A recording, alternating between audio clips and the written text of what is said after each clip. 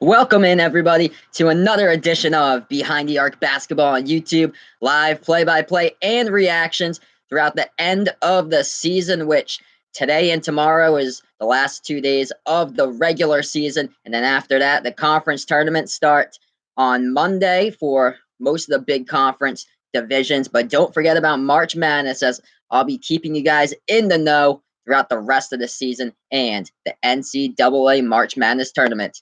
And today we have 3 streams that I'll be doing, kicking it off with the noontime game here between the Villanova Wildcats and the Seton Hall Pirates. 2 p.m. I'll most likely do a join in progress. It will be the game against the Florida Gators right now on the bubble, as they'll be traveling to Rupp Arena taking on the Kentucky Wildcats. And then 6 p.m. tonight, number 4 Duke going against number 3 North Carolina. But for right now, we got in this game the number 23 Villanova Wildcats traveling to Seton Hall for this one to take on the Seton Hall Pirates. Another one of those teams right on the bubble. We're about 6 or 7 minutes away before tip-off here. So before we get into the tip-off with some Big East basketball, I'll go over some of the team stats for both of these two teams on some of the stuff throughout the season here. So we'll start off with the away team for today's game. The number 23 Villanova Wildcats. They have a record of 22-8 overall. They're 13-4 right now in the Big East, 5-6 on the road coming into this game. They've won the past 2 games in a row, as they're 3-3 right now against the AP Top 25. Looking at those last 2 games for Villanova, it looks like this. Coming off a win against number 16 Marquette, 67-61. That was back on February 27th, as Villanova forced Marquette into 18 turnovers that game, and Jermaine Samuels for Villanova. He's the sophomore forward from Franklin, Massachusetts. He had a career-high 29 points that game against the Marquette Golden Eagles. And then their last game, last Saturday, against Butler, they beat Butler 75-54 as Villanova shot the ball at 52% from the field during that game. Phil Booth led the Villanova Wildcats with 28 points. He went 4 for 7 from three-point range for that game, as we look to some of these key players for Villanova in this game against Seton Hall coming up in around 5 minutes or so, as I'll get you into the play-by-play of this game. Feel free to like, share, and subscribe to my videos if you haven't done so already. But here's the key players. Phil Booth coming into this one, averaging just below 19 points per game on the season. That's good for 5th right now in the Big East in points per game scored this season right now, as Phil Booth has had double-digit points in 28 out of 30 games that Villanova's played this season. How about Eric Paschal? He has double-digit points in 27 out of the 30 games that he's played in this season for Villanova. He's right behind Phil Booth in the average points per game. He averages 16.6 points per game. Colin Gillespie, he had a career-high 30 points against Georgetown back on February 3rd. He's another player to watch out for today. How about Villanova with that three-point shooting? Well, they attempt 30 three-point shots on average per game. That is good for 4th right now in all of college basketball. So they are known to attempt a ton of three-point shots every single game that they go out and play. As they've attempted 905 three-point shots total this season. That is ranked 6th highest right now in all of college basketball. That's number 1 highest for any team in a power conference for three-point shooting. They shoot the ball around 35% from three-point range. That's currently ranked mid-pack in the Big East, around 6th right now in the conference for three-point shooting percentage. Their best win this season inside the AP Top 25, it was against number 14 Florida State back in non-conference play for that one. They beat them 66-60. But, however, there were some bumps in the road in non-conference play as well for Villanova. They had a loss to Furman that they lost by a good amount of points right now. Furman is in the Southern Conference, but Wofford looks like the number 1 team in the Southern Conference. Hasn't lost a single game this season, but a little bit of bumps in the road for Villanova this season. Their worst loss was at Pennsylvania, a team from the Ivy League who has a record right now of 18-11, 6-7 inside Ivy League play. They also have a net ranking of 110 on the season. Looking to the head coach, as Villanova has one of the top head coaches right now of all college basketball, Jay Wright. And don't count this team out when they come into the tournament. He's in his 18th season coaching the Wildcats. He's been to 13 NCAA tournament appearances, 3 Final Fours, and 2 national titles.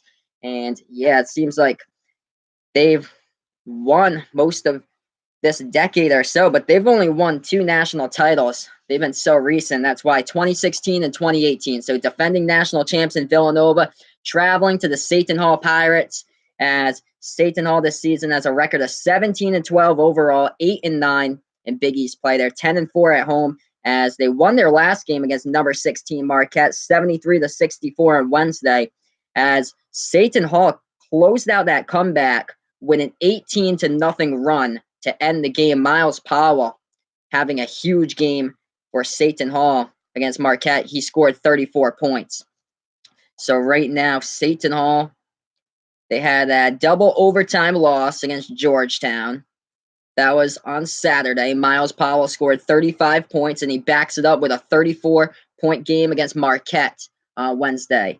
How about Miles Powell? He does most of the work for this Seton Hall team and scoring. He's second in the Big East right now, averaging just below 23 points per game. Also second in the conference in steals, just below 2 steals per game. Quincy McKnight out there for Seton Hall. He's the point guard for this team. He had a season-high 25 points against DePaul in conference play. He's right now ranked 5th in the conference in assists. He currently has an average of 4.1 assists per game. And don't forget about Sandro Mamakhalashvili. He has 3 double-doubles on the season. He's also right now 5th in the Big East in blocks per game, averaging 1.3 blocks per game. So the key to this one today for Seton Hall is they have to allow Miles Powell to take those open shots, get open, hit those open shots, as he scored 30 or more points in 7 games this season. He scored double-digit points in every single one of his games this season, besides the loss against Villanova, the first time at Villanova that they got blown out on January 27th,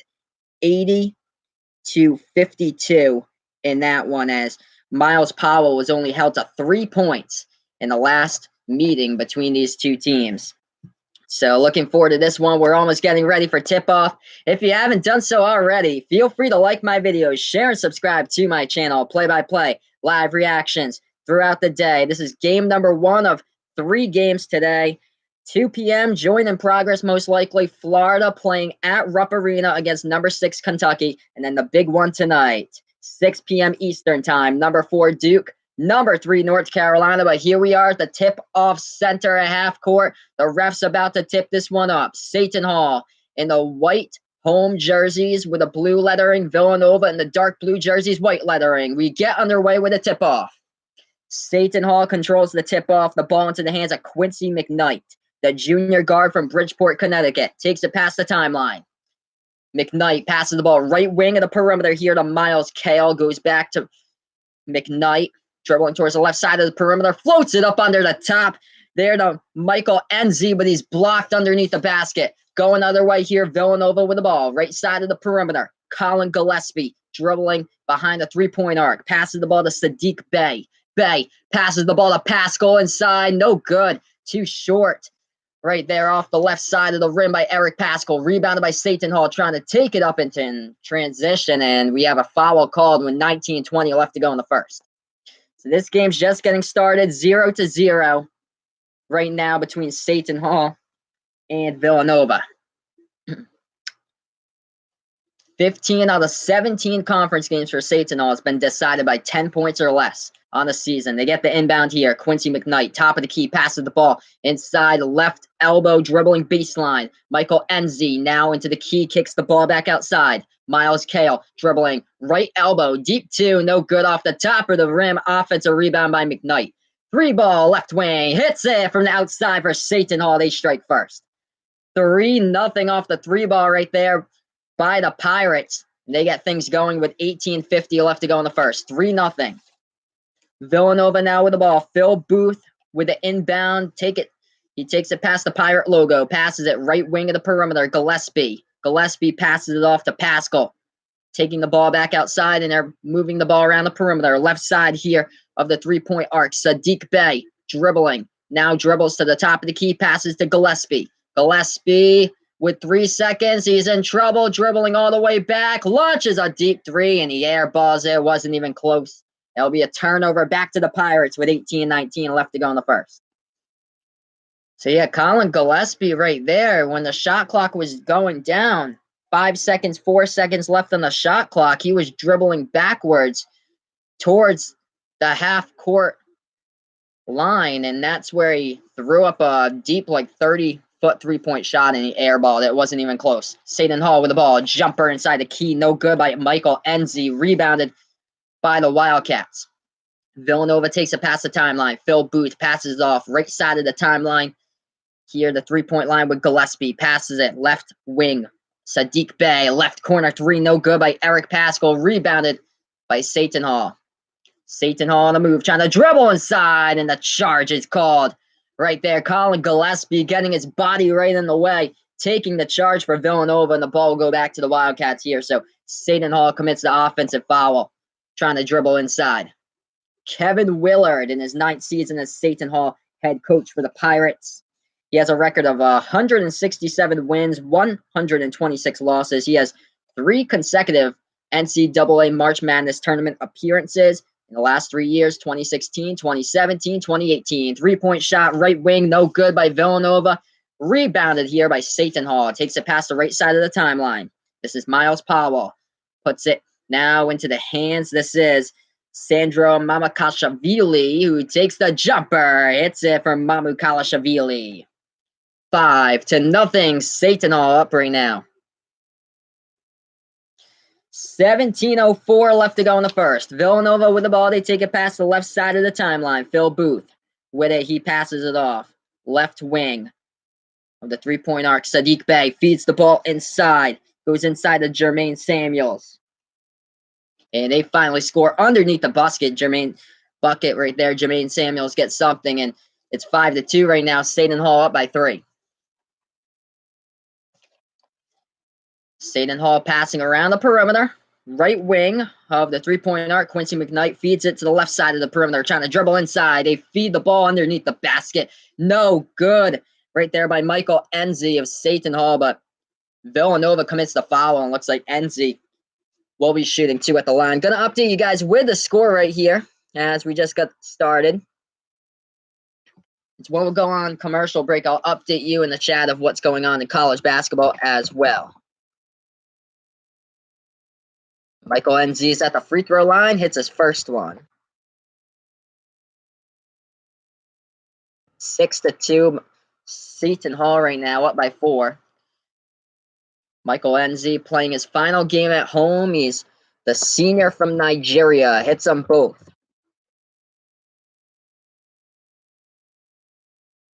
7-2. Seton Hall's up right now. Just updated the chat. Villanova with the ball. They take it past the timeline with Phil Booth.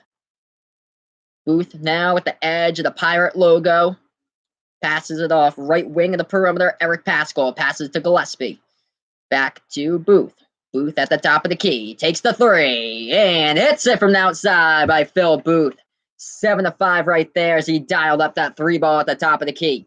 3 ball in transition, and they hit it down as well. One goes down for Miles Kale of Seton Hall. Right there as Seton Hall pushed up the tempo. Passed the ball to the right side of the perimeter for Kale. Hits the 3-point shot. Seton Hall perfect. 2 for 2 right now from 3-point range. Villanova's 1 for 3. 10-5. Pirates with a 5-point lead. Phil Booth, right side of the perimeter, trying to dribble inside. Booth floats up the shot. And we got a foul before the shot, so they won't count the bucket. Gonna update you guys with the score right here. We do have a TV timeout on the floor. Good one in the early stages here. 10-5. Seton Hall up by 5 with 15:34 left to go in the first.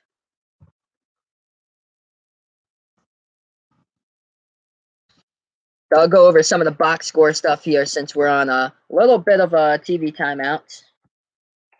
Just updated the score. This is game number 1 of 3 games today, as Seton Hall is one of 2 teams that I'll be covering today that's on the bubble currently. The other team in the next one's the Florida Gators, who's playing against Kentucky. That's the 2 p.m. Eastern time game. And then later tonight, 6 p.m. Eastern time, you don't want to miss out on that. North Carolina hosting Duke, number 4 against number 3. That should be quite the game. And for Duke, I've been hearing news that Zion Williamson is most likely going to make a comeback in the ACC tournament next week. So it's looking like Zion's progressing in the correct direction to get back to action, which can totally change this whole scope of March Madness coming up. Once Zion gets back, Duke's going to just be a totally changed team.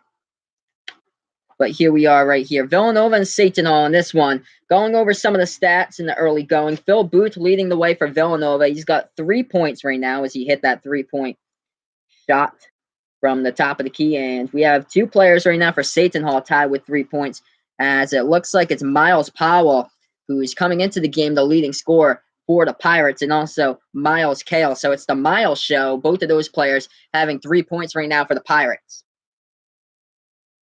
As we look at the college basketball scoreboard right now, lots of scoring between Tennessee and Auburn. Tennessee is up 18-14 right now against Auburn in the early stages there with about 11:37 left to go in the first. Number 14, Florida State, in a little bit of trouble against Wake Forest early in this one. Wake Forest is up 8-2 in the early stages of that game. Wofford in the Southern Conference men's quarterfinal right now, so they're already in their conference tournament. They're ranked 22nd in the nation. They're beating Virginia Military Institute right now 22-8. And we have, of course, other top 25 games going on throughout the day. So check back in with me on Behind the Arc Basketball on YouTube. Kentucky against Florida. Next one after this game, 2 p.m. Eastern time. Depending on the time that this game ends, that one might be a join in progress. I'm going to look at the other Big East games. Let's see, because I know Providence is playing right now. Okay, wow. So Providence at the Dunk is beating Butler right now 17-11. So being a Providence Friar fan myself, gotta love that right now, as it looks like Isaiah Jackson's leading the scoring for the Friars with 7 points. But here we are, almost getting back to action. Villanova and Seton Hall, as Michael Enzi, the senior from Nigeria, playing in his final home game for the Seton Hall Pirates today. He's third right. Michael Enzi is actually third right now in the Big East in shooting percentage. Shoots the ball around 63% from the field. We're back to action here. Villanova gets the inbound. Dribbling towards the right side of the perimeter. This is Jermaine Samuels. Puts the ball into hands of Pascal. Top of the key with Samuels. Knocks it down from behind the arc by Jermaine Samuels. Got ourselves a game 10-8 right now with 15-15 left to go in the first. Seton Hall with the ball. They pass the right side of the perimeter. That is Shavar Reynolds in the game off the bench for Seton Hall. They try to go for the 3-point shot. No good from the outside by Mamu Kalashvili of Seton Hall. Rebounded by Villanova now. Left side of the perimeter. Sadiq Bey with the ball. Passes it now to Colin Gillespie. Right side of the perimeter. That's Joe Cramo. Actually 24 instead of 2. So Cramo's in the game. He's the transfer from the University of Albany. And we have a foul call with 14:46 left to go in the first. And update you guys with a score once again.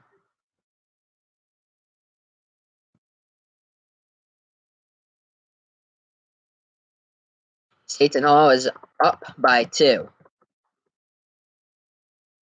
Gillespie now with the ball. Right side of the perimeter. Puts it into the hands of Pascal here for Villanova. So they have the ball off the inbound. Gillespie, right side of the perimeter, trying to dribble inside. Gillespie, inside, right side key, no good. Offensive rebound underneath the basket. No good. A second time for Villanova. Another offensive rebound, but looks like we got ourselves a turnover by Villanova underneath the basket. Demir Cosby Roundtree traveling with the ball right there. So it'll be a turnover going back to Seton Hall.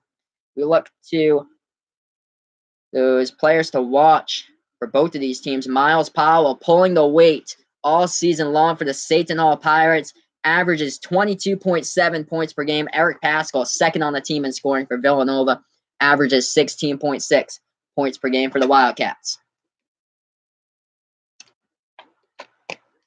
So it looks like there's a little bit of a review here that the refs are going over, seeing if the ball hit the rim on this play. It did go underneath the basket, and then let's see, there was a shot clock violation. So that's what the turnover was by Villanova. They're not sure if the ball did hit the rim on that play, though. That's the only thing. So that's what the refs are looking at right now. We'll go over some of the team stats in the early stages here. Villanova shooting the ball at 38% from the field. Seton Hall shooting the ball at 43% from the field right now in this one. As we look to the rebounding game, both of these teams even. Villanova out rebounding Seton Hall right now 5-4 in the early stages here.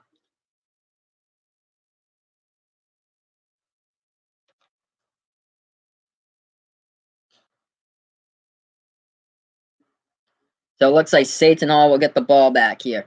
So the score is Pirates 10, Wildcats 8, and yes, it was the shot clock violation by Villanova. So here we are, Seton Hall with the ball.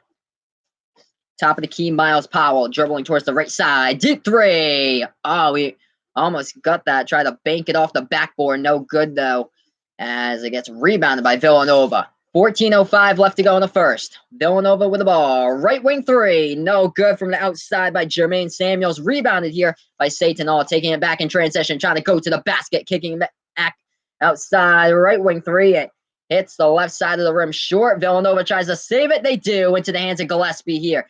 He puts up the offense. Puts the ball into the hands of Eric Pascal here for Villanova. Now he puts it. Phil Booth. Huge three. Top of the key. No good. He gets knocked down when he tried to take the three-point shot. No foul called. Rebounded by Seton Hall.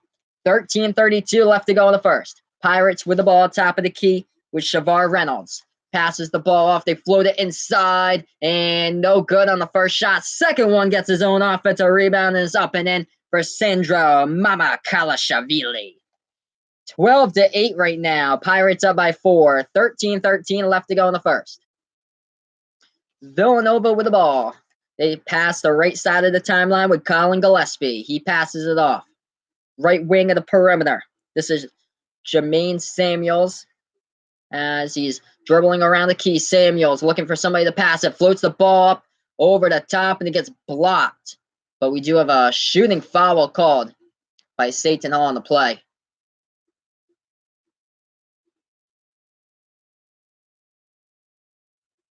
Looking at the replay right here. The last basket by Seton Hall right there.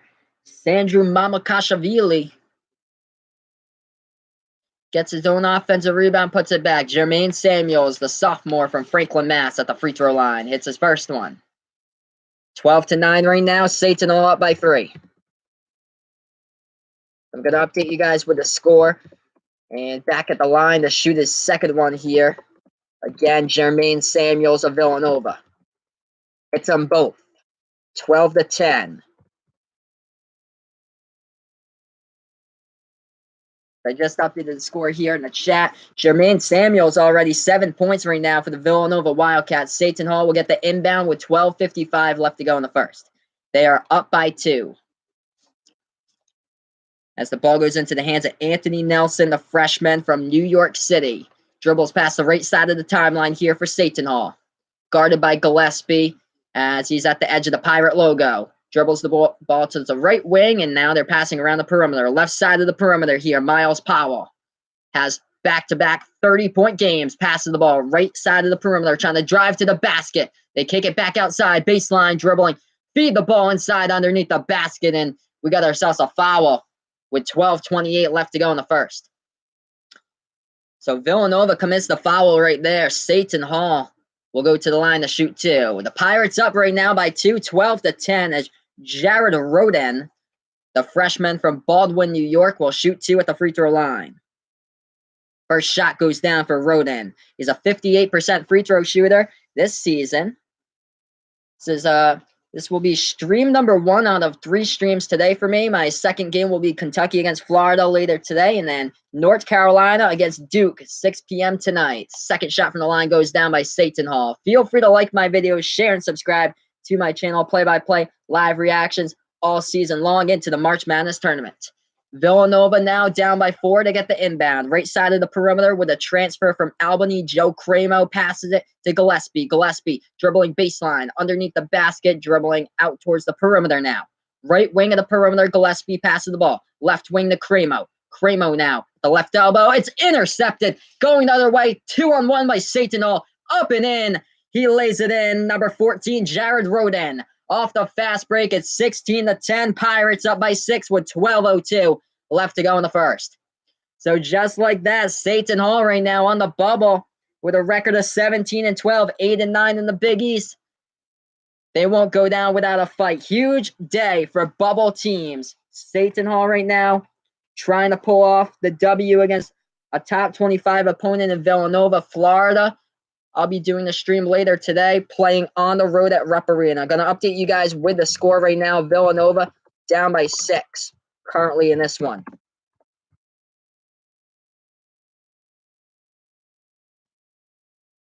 And we'll get into some of the stats here. So thank you so much for joining me right now to my stream. I'm going to go over some of the box scores stats here since we're on this TV timeout. Let's see who's leading the scoring here. Villanova, 7 points right now by Jermaine Samuels, leading the way for the Wildcats. He did hit a 3-point shot as well. That's what Villanova loves to do best, take 3-point shots.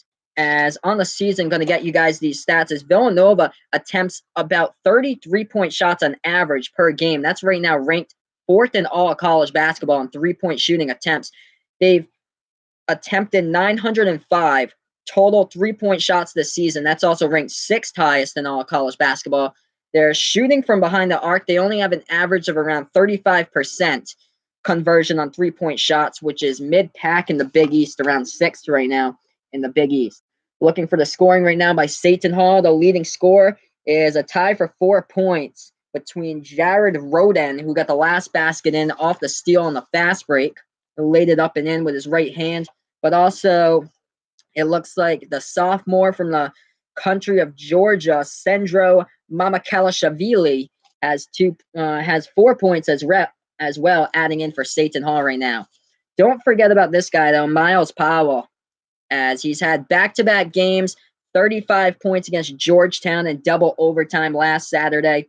And on Wednesday, where Seton Hall beat Marquette, he also had 34 points in that game. So do not count out Miles Powell in this one. He has had double-digit points in every single one of his games, besides the last time they took on Villanova back on January 27th. That's where Seton Hall lost that game 80-57. That's when Miles Powell was only held to 3 points that game. So I'm going to get you guys in the college basketball scoreboard. We're still in the TV timeout here. Looks like number 14, Florida State's getting crushed against Wake Forest right now, 16-7. So that game's at Wake Forest. So even though Wake Forest has a record of 11-18 right now, this team is no joke. They almost beat Duke at the buzzer as the ball circled around the rim and it went all the places except into the net as it went out of the rim, and they lost by 1 point at the buzzer against Duke earlier this week. But the other game going on right now, number 5 Tennessee is up against Auburn, 30-24 right now. So that's going on. And number 22 Wofford inside the Southern Conference is just crushing Virginia Military Institute at this point. It's 38-19. And we're not even close to halftime. We still have 7:24 left to go in the first in that game. Wofford is ranked inside the top 25, undefeated in their conference. So we're almost back to action here between Jay Wright's squad and the Villanova Wildcats and Kevin Willard's squad and the Seton Hall Pirates. Seton Hall right now, they're up 16-10 with 12:02 left in the first, as we're going to get back underway after this commercial break. If you haven't done so already, feel free to like my videos, share, and subscribe to my channel. Play-by-play live reactions throughout the remainder of the season and, of course, throughout the majority of today. Here we are back to action. Villanova with the ball off the inbound. They're at the right side of the perimeter. This is Eric Paschal trying to dribble inside. He's in the key now. Jumper in the key. Up and in by Eric Paschal. Gets it to fall. 16-10 as the refs say otherwise. So yeah, look like so a push off right there by Eric Paschal. So he did get the shot to fall, but it's an offensive foul, so erase the bucket right there. So it's still 16-10. Eric Paschal gets called with the offensive foul instead. Both of the teams, Villanova and Seton Hall, they have 4 fouls for both sides right now. Pirates with the ball, dribbling towards the left side of the perimeter. They pass it inside, stolen away by Villanova. 11:20 left to go in the first. They take it past the timeline with Gillespie. Gillespie dribbling inside underneath the basket, kicks it back outside. Paschal now dribbles inside, passes it to Gillespie underneath the basket, lays it up and in underneath. 16-12 right now. Villanova down by 4. 11:02 left to go in the first. Top of the key here for the Pirates. This is Miles Powell. Takes it back towards the Pirate logo at the edge with 10:52 left to go in the first. Pirates up 16-12. Left corner three. Lets it ring and dials it up as it's good from the outside. Jared Roden swooshes that one home. 19-12 right now. Seton all up by 7. Largest lead of the game for the Pirates. 10:30 left to go before halftime. Gillespie passes the ball right wing to Pascal. Pascal dribbles top of the key. Deep three, left wing. Gillespie hits it. 19-15. That one was like a 24-foot three-point shot. Here we go. Dials it up the other side. Three-point shot goes down again. Miles Powell trading three-point shots here for both of these teams. 22-15. Seton Hall up by 7. 10 minutes to go in the first. Gillespie now. Left elbow. Looking for somebody who's open. Ball almost taken away from his hands. He gets it back, though. Dribbles out towards the Prudential Center logo. Passes the ball right wing to Phil Booth. Villanova loves to shoot the three-point shot. They do it more than anybody as a power conference team. Kicks the ball back to Gillespie. Left elbow deep two. No good by Gillespie. Offensive rebound by Villanova. Top of the key three. Phil Booth. No good. Hits the top of the iron. Rebounded by Seton Hall. 22-15 Pirates with the ball. And an offensive foul called on the charge. Colin Gillespie once again drawing the charge for Villanova as the Wildcats will get the ball back after the Pirate turnover. Update the score now for you guys as Villanova's down in this one, but three-point shooting has been getting really hot for both of these teams right now with 9:31 left to go in the first. So Villanova here will get the inbound with 9:28 left to go in the first. The ball into the hands of Gillespie. Gillespie passes the timeline. Dribbles to the top of the key. Passes the ball right wing. Hands off to Gillespie. Gillespie dribbling at the right side of the baseline around the deep two perimeter and turns it over. Tried to pass the ball to Phil Booth at the top of the key. Couldn't. Stolen away by Seton Hall and in transition. There's a foul by Phil Booth. So Seton Hall will go to the line to shoot two with 9:09 left to go in the first.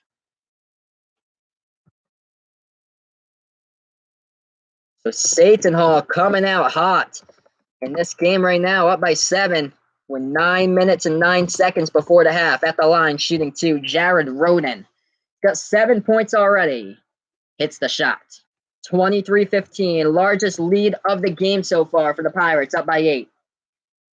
Phil Booth already has 2 fouls, checks out of the game for Villanova. That's not good because he's the leading scorer on this Wildcats team. Second shot from the line. Hits it right there by Roden. 9-point lead, 24-15. Largest lead for Seton Hall with 9 to go before halftime. Left side of the perimeter, Gillespie passes it. Top of the key here to Demir Cosby Roundtree. Feeds it off to Joe Cramo. Pass inside to Roundtree. Kicks it back outside. Stolen away by Seton Hall. Fight for the ball. And Seton Hall tried to save it before it went out of bounds. It went off a Villanova player's shoe and back out to the baseline right there. And I believe Seton Hall was the last one to touch it right there as there were bodies rolling around on the floor. So Villanova should get the inbound with 8:50 left to go in the first. So it looks like we do have some subs checking in and out of the game. Looks like number 23 for Villanova checks back into the game. That's Jermaine Samuels. Villanova will get the inbound here. Number 23 for Seton Hall coming back in. That's Sandro Mamakalashvili, who comes back in for the Pirates. So we're going to get the inbound here with 8:50 left to go in the first. Jared Roden has 9 points today. He averages only 3 points this season, but coming in strong off the bench for this game where needed. The freshman from Baldwin, New York's been delivering for the Pirates today. So the refs discussing a little bit of things over before we get back to the inbound as it looks like they're discussing the shot clock, how many seconds are on the shot clock. So, yeah, there was a little bit of a correction there. So now we're going to get back to action. Villanova looking to inbound it. And, we have a foul called. Yeah, so they didn't even get a chance to inbound that one. Looks like a foul was called by Seton Hall. So we'll try it again. Villanova here to inbound once again. 8:50 left to go in the first. They do. Pass the ball left corner to Joe Cremo, the transfer from the University of Albany. Tries to take it inside. Stolen away by Seton Hall with numbers in transition. And no good on the layup. The offensive rebound, they couldn't finish. Rebounded by Villanova. They had two chances right there, couldn't get it. Wildcats back with the ball, top of the key here. They're going to set up the offense at the edge of the Seton Hall logo with Colin Gillespie. Gillespie dribbling towards the right side, passes right wing here with Pascal, passes the ball to Sadiq Bey, passes it back outside, moving it around the perimeter. Left wing, Gillespie takes the deep to left side elbow, hits it. 24-17, down by 7 right now, the Wildcats are. Pirates with the ball with 8:05 left to go before the half. It's into the hands of Shavar Reynolds at the top of the key. Reynolds calling out the play with 7:55 left to go. Passes the ball to Sandro Mamakalashvili. He passes it left wing of the perimeter back to Mamakalashvili. Tries to take it inside. Spin moves. Kicks the ball back outside. Left corner three. No good. Hits the front part of the iron short by Jared Roden. Rebounded by Villanova. 7:38 left to go. Seton Hall's 4 for 8 on three-point shooting. Villanova's 3 for 8 at this point in the game right now. With the free throw circle, Eric Pascal passes it. Right corner three. Colin Gillespie hits it from the outside. 24-20 Villanova surging right back. 5-0 run right now for the Wildcats. And we got ourselves a timeout on the floor with 7:20 left to go before the half. Good game here between these two teams right now. Colin Gillespie getting his team back in it with the last two buckets. Villanova down by 4. We're going to be on a TV timeout. I'm going to update you guys with the score here in the chat.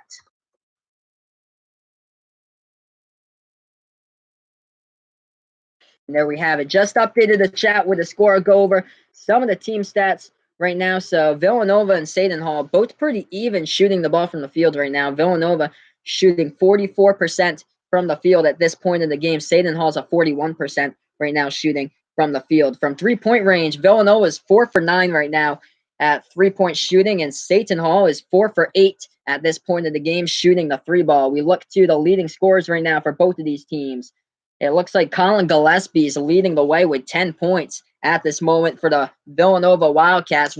Remember earlier this season, Colin Gillespie had a career high 30 points against Georgetown back on February 3rd. So he's having a strong game early in this one for the Villanova Wildcats, the defending national champs. Jared Roden coming into this game averaging 3 points per game for Seton Hall. He's the freshman from Baldwin, New York. Right now, Jared Roden has 9 points. He's tripled his average, and we still have around 13 minutes or so before, or we're 7 minutes 20 seconds left to go in the first. So we're only not even 13 minutes into this game, and Jared Roden has tripled his average this season. So wow, some pretty incredible stats early on in this game. We're going to look to see what else is going on in college basketball right now. The Providence Friars at the dunk is blowing out Butler at the moment, 43-21. We're not even at halftime in that game as AJ Reeves has 18 points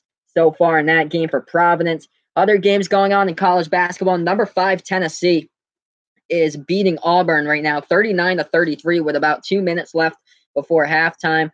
Florida State coming back a little bit against Wake Forest right now. Wake Forest still with a 20-17 lead against number 14 Florida State at the moment. The other game with the top 25 team playing, that's number 22, the Wofford Terriers, undefeated at 18-0 in the Southern Conference as they're playing in their conference tournament quarterfinal game right now against Virginia Military Institute as Wofford's up 41-26. So if you haven't done so already, feel free to like my videos, share, and subscribe to my channel. Play-by-play live reactions all day today. Game number 1 of Game 3 throughout this college basketball Saturday. The next game after this will be a join in progress, most likely 2 p.m. Eastern time. The Florida Gators play at number 6, the Kentucky Wildcats. And then don't forget about tonight's game, 6 p.m. Eastern time. The number 4 Duke Blue Devils traveling to take on the number 3 North Carolina Tar Heels. So here we are, almost back from the timeout that was called by Seton Hall. The Pirates do have a 24-20 lead. When we do get back, we'll have 7 minutes and 20 seconds left to go before halftime.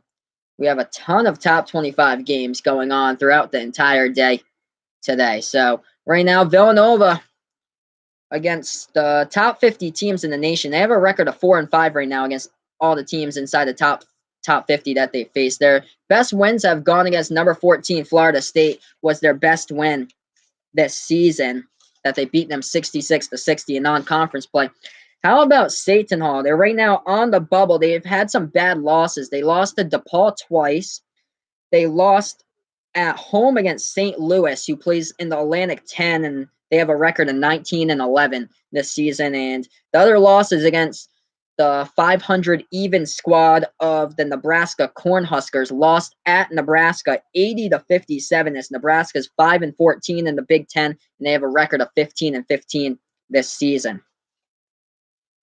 So right now, Seton Hall is on the bubble, as they have ranked on the latest ESPN bracketology lines as a number 11 seed inside the last 4 byes, with the Florida Gators, who I'll be covering at 2 o'clock against Kentucky. Also, the Arizona State Sun Devils are in there, and the Ohio State Buckeyes. So they're right on that point right now on the bubble. For Villanova, they're ranked right now a number 7 seed in the latest ESPN bracketology. They were a 6 seed, but there were some losses that sent them back to a 7, like the one against Xavier a few weeks ago at the Cintas Center. So we're almost back to action here. And when we do get back to action, we'll have 7 minutes, 20 seconds left to go before halftime.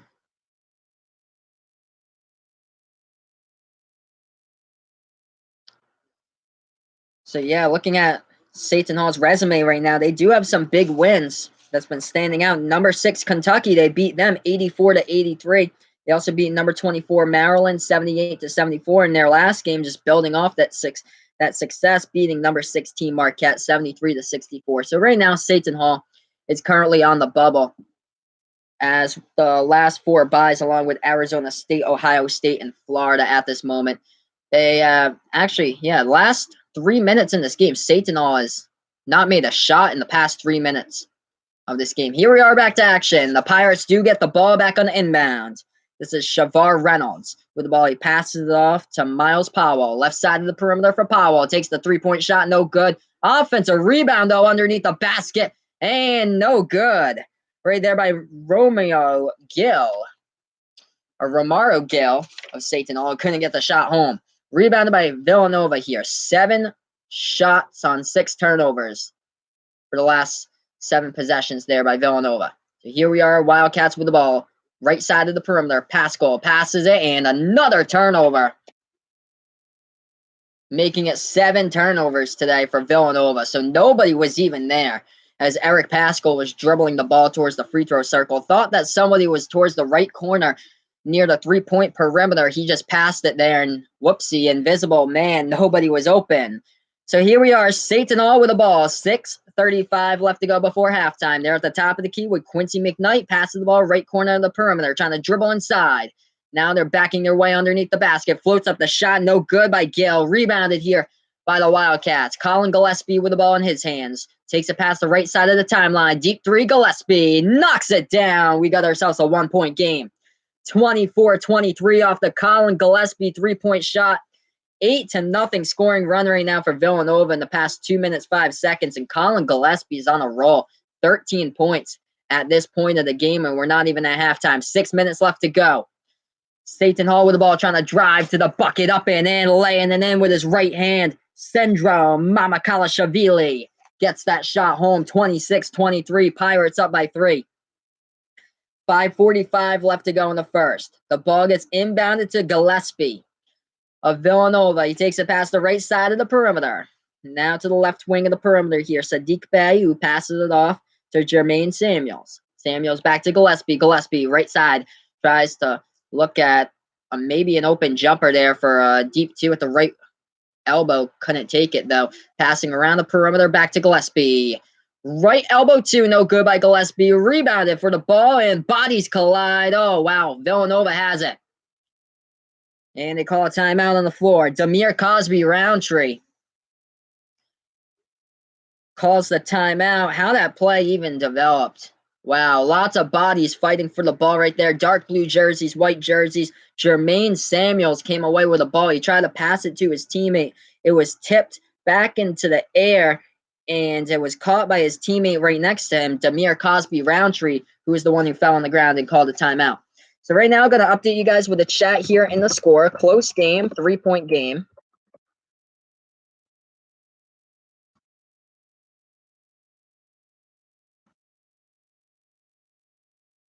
And yeah, I just updated the score right now with the latest one in the chat. 26-23 Seton Hall. When we do get back to action, we'll have 5 minutes and 12 seconds left to go before halftime. Let's look at these scores right now in college basketball. Number 5 Tennessee is up at the half against Auburn, 41-35. Wake Forest is leading number 14 Florida State, 24-20 right now. And number 22 Wofford. Wow, there's a comeback going on by VMI right now as we're at the halftime, and there's just a bunch of points scored in this game in the Southern Conference quarterfinal. Number 22 Wofford's leading Virginia Military Institute 48-37. So we're almost back to action here between Seton and Villanova after the timeout. There's another game going on at CBS currently. It's Clemson is up. Syracuse is up against Clemson right now, 25-20. So both of those teams decked out in orange, being their team colors for that one between the Syracuse Orange Men and the Clemson Tigers. Here we are back to action with Villanova and Seton. Right side of the perimeter, Eric Paschal with the ball for Villanova. Phil Booth back in the game, passes the ball back to Paschal, back to Booth. Top of the key here for Phil Booth. Left wing of the perimeter, Jermaine Samuels. Back to Joe Cremo. We do have a foul with 4:51 left to go in the first.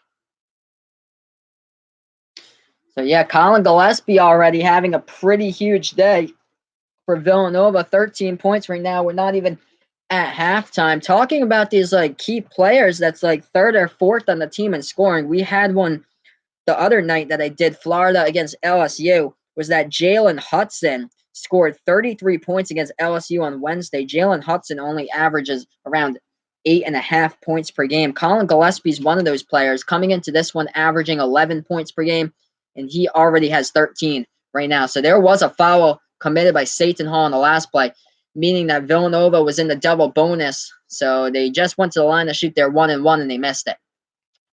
So here we are again. Seton Hall gets the rebound. Left side of the perimeter here for the Pirates. They pass it underneath the basket, up and in off the backboard, and it's good by number 1, Michael Enzi, the senior from Nigeria, playing in his last college basketball game here at Seton Hall. Gets the bucket up and in. 28-23. Pirates up by 5. Villanova with the ball. Right side of the perimeter, Joe Cremo passes it off. Left wing here for the Wildcats. Sadiq Bey trying to take it inside the key. Spin move.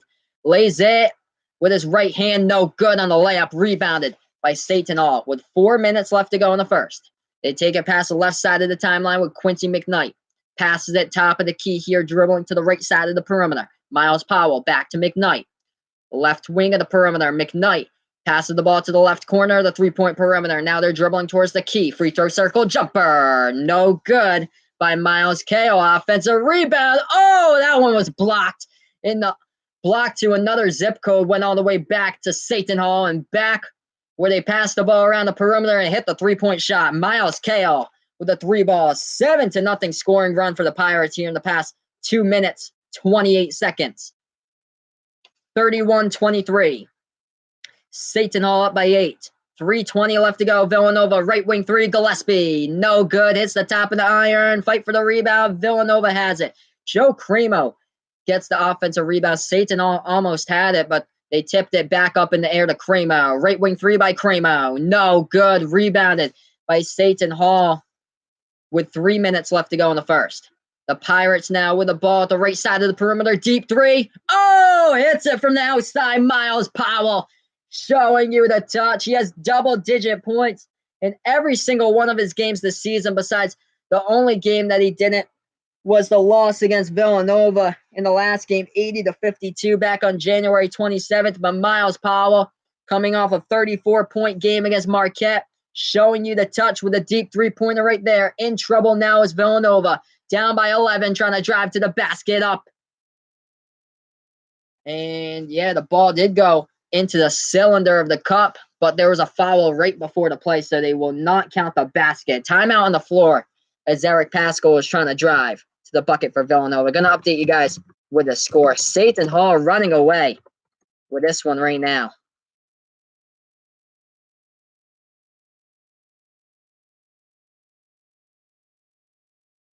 When the three ball starts falling for Seton Hall and other teams throughout the season, like Xavier was one of those teams, they went on to a 17-0 scoring run in the middle of the second half and beat Villanova when the Wildcats played at Xavier for that game.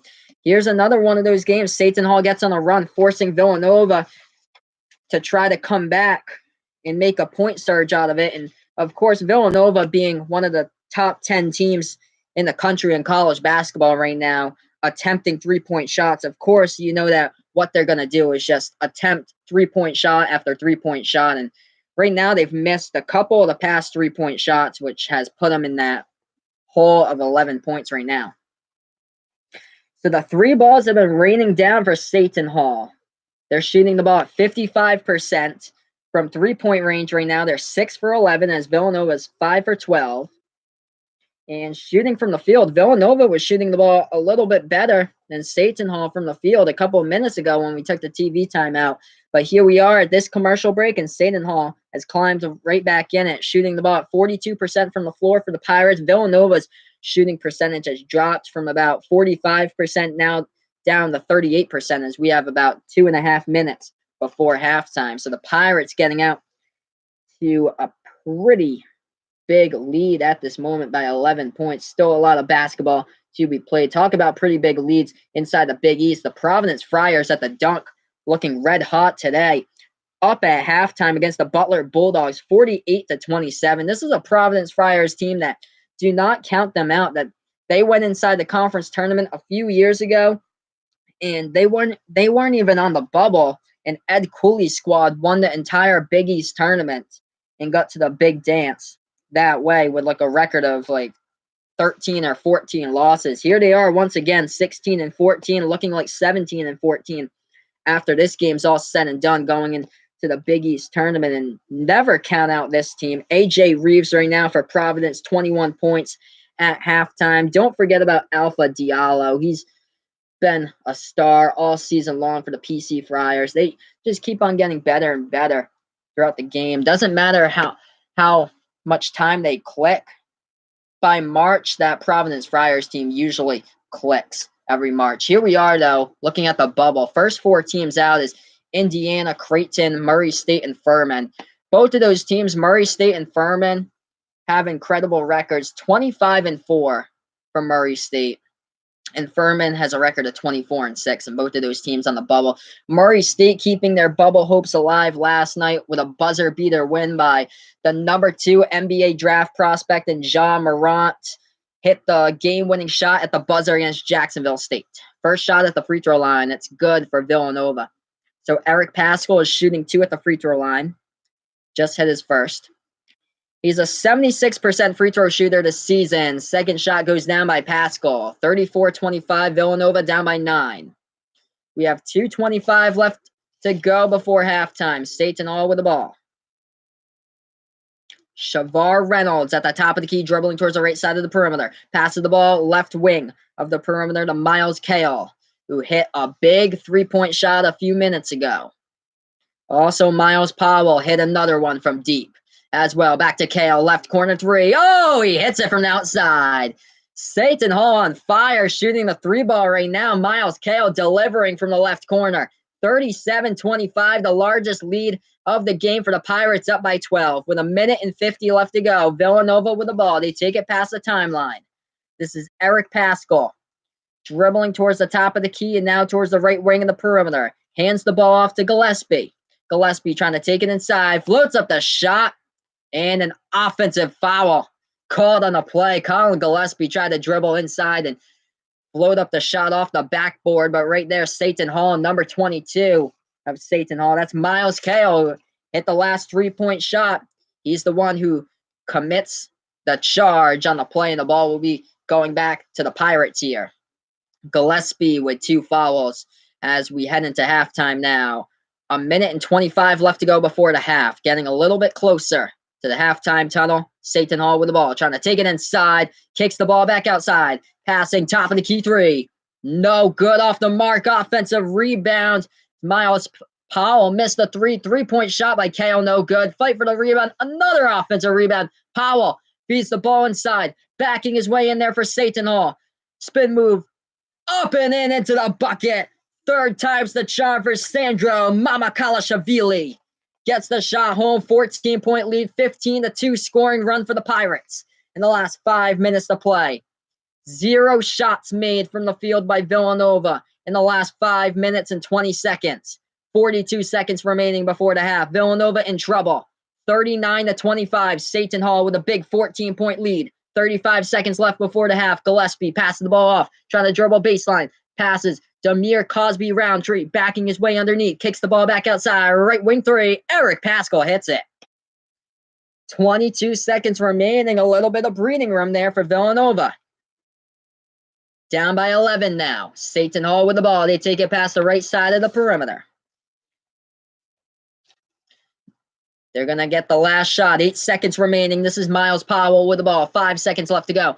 4. Dribbling towards the left side of the perimeter. Step back 3 with 1. No good. Rebounded by Paschal. We're at halftime. Seton Hall with a 14-point lead. The largest lead of the game. But Villanova hits a crucial 3-point shot with under 25 seconds before halftime with Eric Paschal to get it to an 11-point lead at the half. So we're at halftime, 39-28. Seton Hall up at the half. Going to update you guys with the score here in the chat.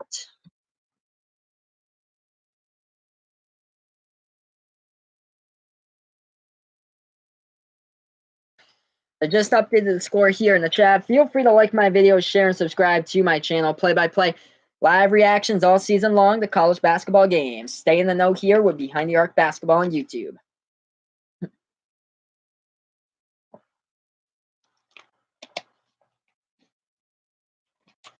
So Seton Hall right on the bubble right now, and they're delivering at halftime. Projected by ESPN to be a number 11 seed in the latest bracketology by Joe Lunardi of ESPN. As Seton Hall is ranked as an 11 seed in the last 4 buys category with Florida, Arizona State, and Ohio State. So coming off that big victory against number 16 Marquette, Seton Hall knows that they need to start winning games against top 25 teams, and they closed out that comeback against Marquette with an 18-0 run. They closed out the half with a 15-5 run. So right now, Seton Hall looking strong, trying to go 18-12 into the Big East tournament. Other teams right now trying to look to get back to winning ways here, looking to get stronger and stronger going into the Big East tournament would be the Providence Friars, trying to improve to 17-14 overall as they're beating Butler right now, big time at the dunk, 48-27. AJ Reeves with 21 points right now for Providence. So we're at halftime between Villanova and Seton Hall. Seton Hall, their largest lead of the game was by 14 points. Villanova with a 3-point shot by Eric Paschal with around 25 seconds remaining before halftime, cut it to an 11-point lead at the half. Let's look at the leading scorers right now for both of these teams. Colin Gillespie with 13 points leading the way for the Villanova Wildcats. Colin Gillespie had a career-high 30 points against Georgetown earlier this season in conference play. That was back on February 3rd. He averages around 10.9 points per game, but Gillespie has already passed that point mark right now, and we're at halftime. Other than that, not a lot of help from his teammates here for Villanova. They've attempted 13 3-point shots. They've made 6 of them, so their 3-point shooting percentage isn't as bad as games in the past where they shot around like 28, 29, 30% from 3-point range. Right now at halftime, they're shooting around 46%. We'll see if that percentage goes up or down in the second half. So other than that, 7 points chipping in by Jermaine Samuels at halftime for Villanova. and then 5 points by Eric Pascal. He did hit a 3-pointer right before halftime. For Seton Hall, we have 2 players right now with, 3 players right now that's tied with 9 points. And yeah, it's the Miles and Miles show. Miles Powell, 9 points, and also the other Miles Kale with 9 points right now for Seton Hall. The other player, Jared Roden with 9 points, the freshman from Baldwin, New York. Surprisingly, Roden averages 3 points per game for Seton Hall, but right now at halftime, he has 9 points. He did most of that scoring around the first 12 minutes of the first half. Michael NZ with 4 points. Sendro Mamakalashvili with 8 points right now. 4 for 8 shooting from the field for the Seton Hall Pirates. So we're at halftime currently in this one between Villanova and Seton Hall. I'll go through some of the stuff that's up for stake here inside the conference. Villanova right now is number 1 in Big East play. They have a record of 13-4 overall. Marquette with a loss against Seton Hall Wednesday put them back to 12-5 in Big East play. And then we have a ton of teams over here. We have 5 teams with 8 and 9 conference records in the Big East, all looking to be in that March Madness tournament. Georgetown, St. John's, Seton Hall, Creighton, and Xavier all tied at 8 and 9 inside the conference. And all those teams basically on the bubble. St. John's is the only team that's mostly safe at this point. St. John's is a should be in. Marquette and Villanova most likely will be in.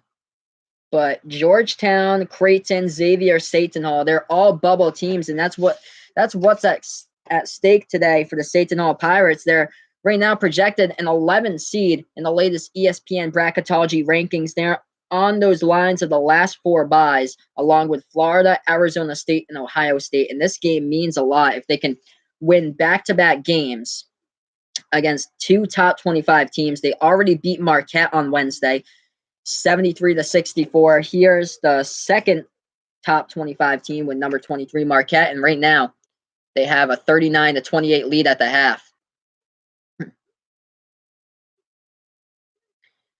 So right now I'm going to look at the college basketball scoreboard, let you guys know what's going on in college basketball right now. At the moment, 18.5 left to go in this game. Number 5 Tennessee is beating Auburn 41-40, so that's a close game. Number 14 Florida State trailing at halftime against Wake Forest 31-24. Wake Forest has a record of 11-18 overall, and they almost beat number 4 Duke at the buzzer earlier this week, as the shot at the buzzer went around the rim of the basket, just ringed right around. It went anywhere but in the net as it went out of the basket, and Wake Forest lost that game by 1. Here we are at halftime. Number 22 Wofford in their Southern Conference quarterfinal right now in their tournament for the conference. And the number 22 Wofford Terriers is up against the Virginia Military Institute 48-37 right now. In other games, the Providence Friars just demolishing the Butler Bulldogs currently at the Dunkin' Donuts Center 51-27. So that's what's going on right now on Behind the Arc Basketball on YouTube. Feel free to like my videos, share and subscribe to my channel. I'll be doing play-by-play live reactions throughout the rest of the season, and of course the March Madness tournament. And yeah, this is it. So this is stream number 1 out of 3 streams today. Next game I'll be doing right after this will be a join in progress with the 2 p.m. Eastern time game between the Florida Gators right now on the bubble and the number 6 Kentucky Wildcats. And then I'll be back later tonight, number 6, it'll be 6 p.m. Eastern time. It'll be the number 4 Duke Blue Devils traveling to the number 3 North Carolina Tar Heels for that game. So don't miss out on all my streams today. If you haven't done so already, feel free to like my videos, share, and subscribe to my channel. Let me know down in the chat who you're rooting for as well. If you're a Villanova fan or a Seton Hall fan, or if you just like college basketball in general, feel free to let me know down in the chat as well. So we're at halftime right now between both of these teams. Big East basketball at its finest this entire season, and Providence just crushing Butler at the moment, 53-28. So yeah, that's huge for the Providence Friars, beating Butler at the moment right now. I'm going to check. Yeah, I'll check to see what's going on with LSU today. Oh yeah, think they have a game today or tomorrow. Yep, they do. So yeah, it should definitely be a W today for LSU. They face the worst team inside the SEC. They play against Vanderbilt today. So that's who they play against, and that's at 8:30 tonight, 8:30 p.m. Eastern time. So yeah, Vanderbilt is winless inside the SEC. So looking like LSU most likely should be able to win that game. If they don't, well, then there's going to be a problem. But I want to see what's these projections here. Yeah, 94% on the matchup predictor by ESPN is what LSU has. I wouldn't be able to do that one because I don't get the premium channel for it. I think it's on the SEC network, but I don't have that channel back on my house or so I wouldn't be able to do that one tonight. It depends on what the stuff carries. I don't even have cable, so most of the stuff that I have to do off the ESPN stream with my Xfinity internet. So that's how I'm getting like all these games, which usually when I do like the ESPN games, they're in like Spanish or something, or they're like the above the rim camera or something like that. So I'm only able to stream um, those games. But some of these games I'm lucky because I get them on CBS, just like the March Madness tournament. I'll be doing the whatever the games fall on CBS, which is 4 games on the Thursday, 4 games on the Friday, and then 2 on Saturday, 2 on Sunday, and then they repeat for next week. And of course, the Final Four and the college basketball final is on CBS. So I'm like, yes, thank God.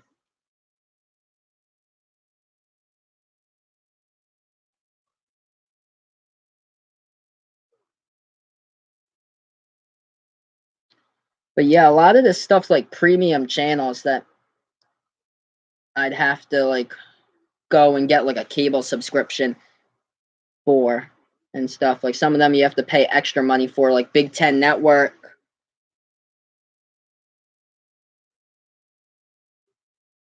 CBS Sports Network in there as well, but they don't have that great of games. I think they do more like the Mountain West. But let's see what's going on here at halftime. Number 5, Tennessee up against Auburn, 46-42 right now.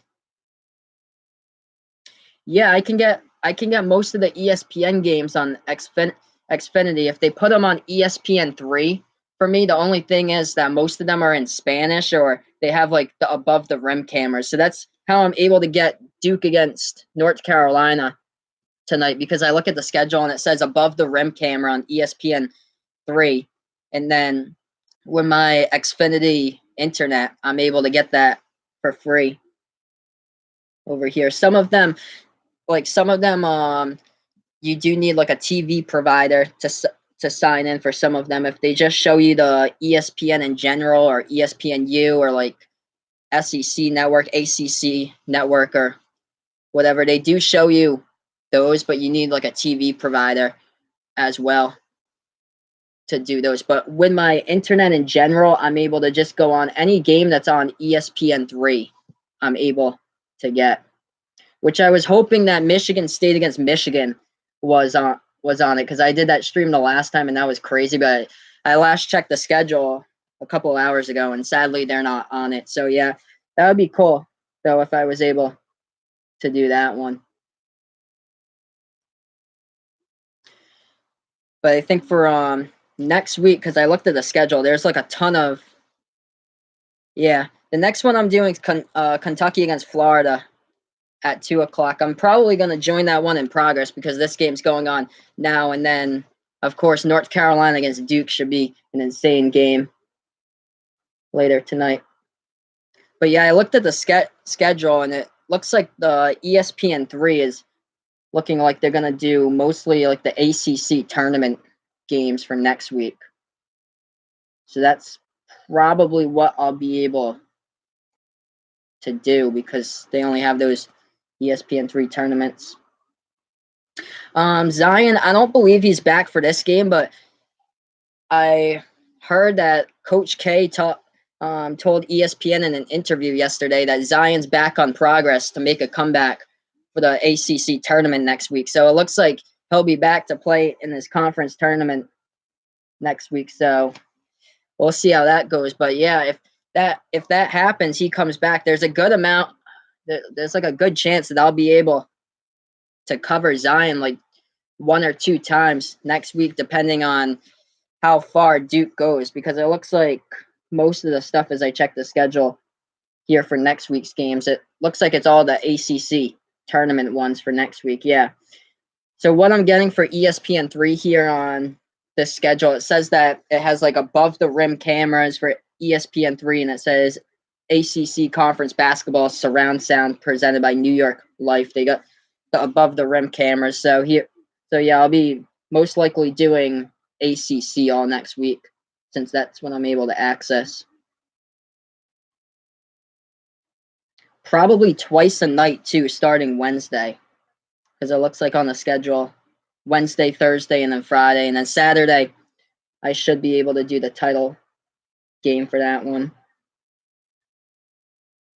Yeah. But yeah, this whole dynamic of ACC basketball, when Zion gets back, he's going to absolutely change that Duke team.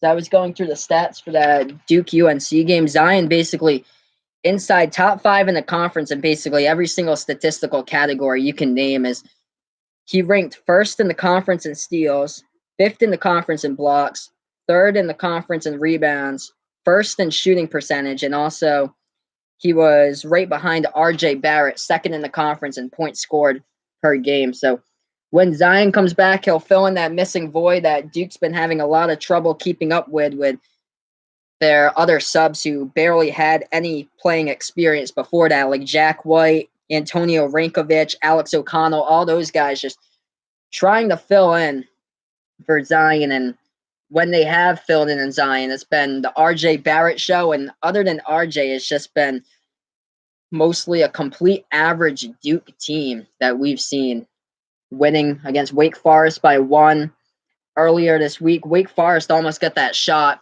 as it went around the ring of the rim, and it went all the places that it should have, except not into the net as it went out of the net.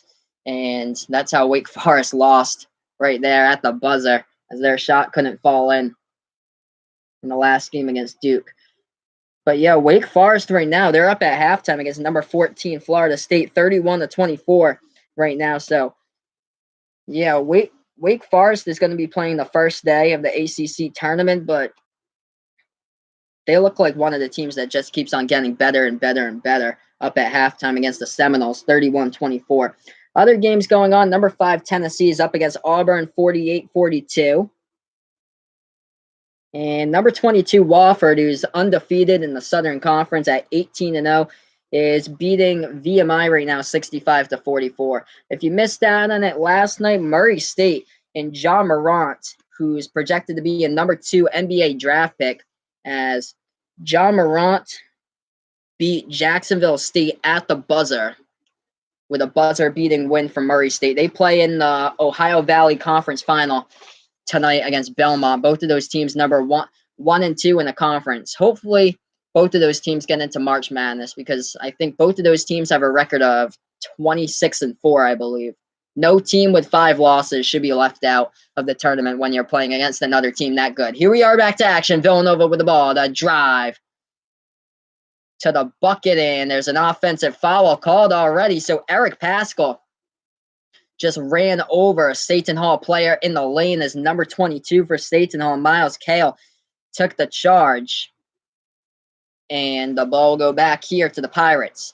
So Seton Hall is up by 11, 39-28. We're getting ready to go here with the second half. 19.5 left to go. Seton Hall, they pass it inside, and the ball tipped out of bounds, but the Pirates will get the ball back here with 19:23 left to go. That one was Michael Enzi who passed that one, intended for Sendro Mamakalashvili, and the ball just went out of bounds. So here we are again on the inbound. So they have it to Mamakalashvili at the top of the key. Another foul called with 19:21 left to go.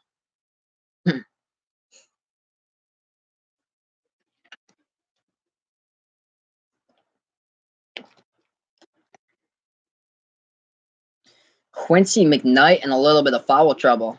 He has 4 fouls right now for Seton Hall. I think it's an offensive foul right here by the Pirates. Yep, it was an offensive foul by Quincy McKnight. So here we are again, Villanova with the ball, left side of the perimeter. And now they take the left wing 3. No good from the outside by Phil Booth, and rebounded by Seton Hall here. They take it past the right side of the timeline. With a burst of speed past defenders, laying it up, and no good off the backboard, but Seton Hall gets fouled, and they'll shoot 2 at the free throw line with 18:57 left to go in the second.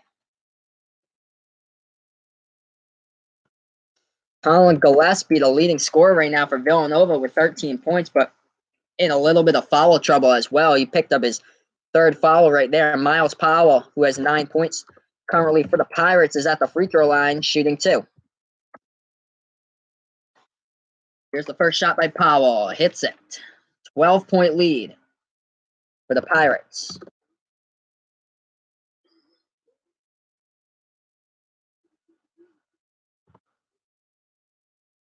Miles Powell back at the line with 18:57 left to go. Hits them both.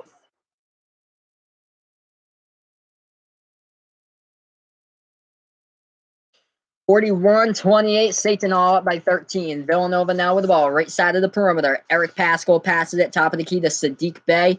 Now it's into the hands of Phil Booth. Try to dribble his way to the basket. No good on the layup. Rebounded here by Seton Hall.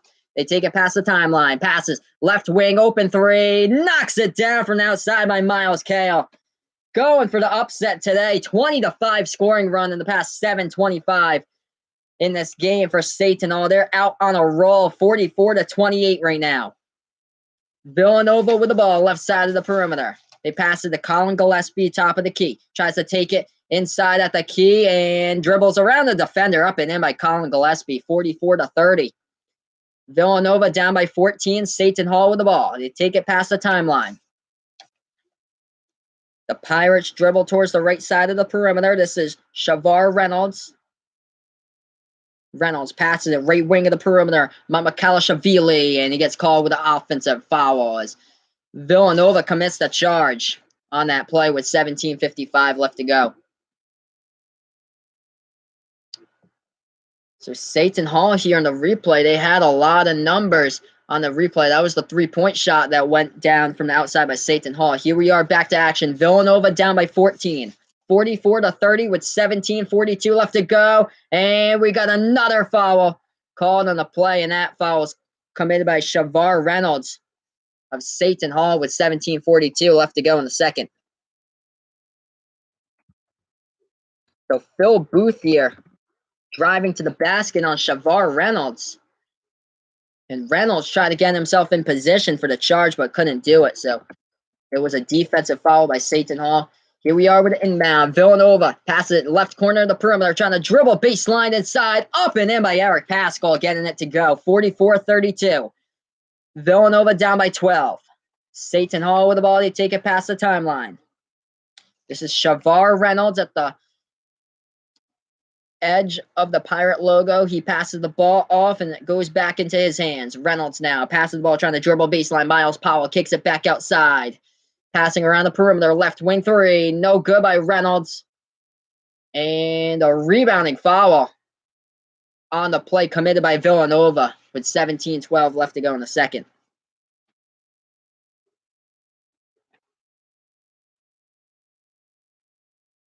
I'm going to update you guys with that score here in the chat. Seton Hall's up 44-32 right now.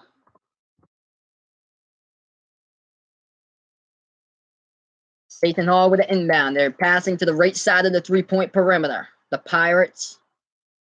Now the ball almost stolen. They do. Villanova almost stole that one, but there was a foul called by Villanova with 17:01 left to go, so didn't matter anyway if they stole it. Reached in there by Eric Pascal. He just committed his 2nd foul of the day for the Wildcats. Here we go again. Pirates inbound. They're at the top of the key. This is Michael Enzi passing the ball right elbow, trying to back his way in there. This is Mamakalashavili couldn't get it to go, and he gets his own offensive rebound, trying to pass it to his teammate, stolen away by Villanova. Colin Gillespie taking it inside the lane. And we have another foul called on Seton Hall on the play. They try to get right there. Seton Hall tried to get in position to take the charge. That was Shavar Reynolds on Colin Gillespie, but he wasn't in correct position right there. So it's a foul on Seton Hall. Villanova inbounds, trying to dribble to the basket, underneath the basket. Gillespie dribbles outside. Right wing three from the outside. Knocks it down for Villanova. That's number 15, Sadiq Bey. Getting his team back in the game. 7-0 scoring run for the Wildcats in the last minute and 50. 44-35. Timeout. Caught on the floor with 16:23 left to go in the second half. Gonna update you guys with the score here. We're on a TV timeout.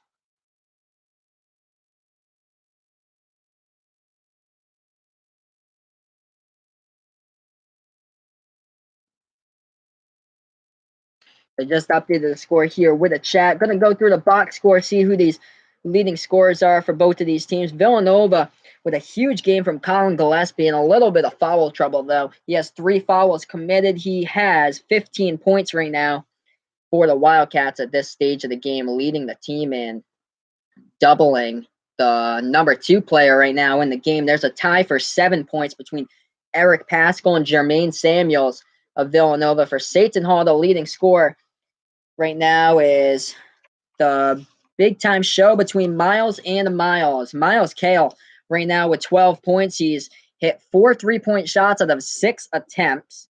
And Miles Powell with 11 points right now for the Seton Hall Pirates. He has 3 3-pointers that he's hit down out of 7 attempts currently for the Seton Hall Pirates. So Seton Hall up at the TV timeout, 44-35. We'll look to some of these stats that both of these teams have done so far in this game. Villanova shooting the ball at 44% from the field. Seton Hall shooting the ball at 41% from the field from 3-point range. Villanova 7 for 15 shooting from 3-point range. Seton Hall is 8 for 17. And from the rebounding matchup right now, Seton Hall out-rebounding Villanova 21-15. So that's what's going down right now. Let's see what's going on in college basketball. As far as the Big East, the Providence Friars are absolutely demolishing the Butler Bulldogs currently at the Dunkin' Donuts Center, 69-43. That one out in Providence. And as far as top 25 action, number 5 Tennessee is up against Auburn, 56-53. And Wake Forest is up against number 14 Florida State, 36-33. So Wake Forest, don't count them out right now against the Seminoles in that game. So we're getting back to action here very shortly. Seton Hall on the bubble at this moment.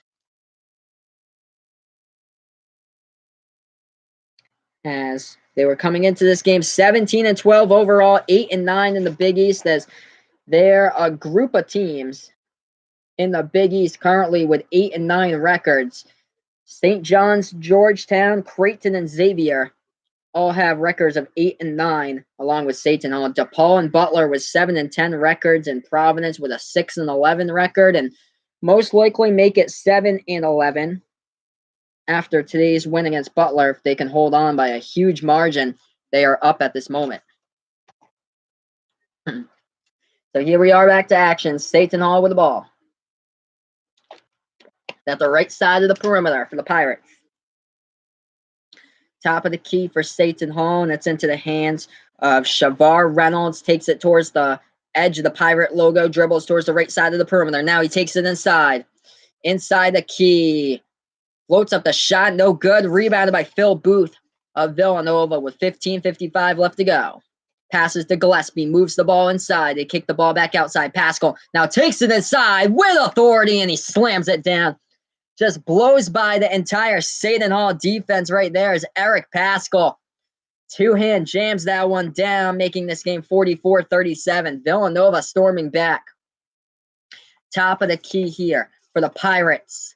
They pass the ball. Right corner three as he's open. No good. Couldn't get the generous rim on as it went off the rim. That was Shavar Reynolds who tried to take the three-point shot. Inside the lane, up and in, going the other way. Villanova lays it in. Big day for Colin Gillespie on this 11-0 scoring run in the past 3 minutes and 5 seconds. 44-39. Seton Hall up by 5. Seton Hall with the ball, dribbling towards the right side of the perimeter. Shavar Reynolds passes at top of the key 3. No good. It hits the short part of the rim, rebounded by Villanova. Eric Pascal in the lane, trying to take it in there, floats up the shot. He tried to go in for the layup, couldn't get it to go, but he's fouled with 14:47 left to go in the first.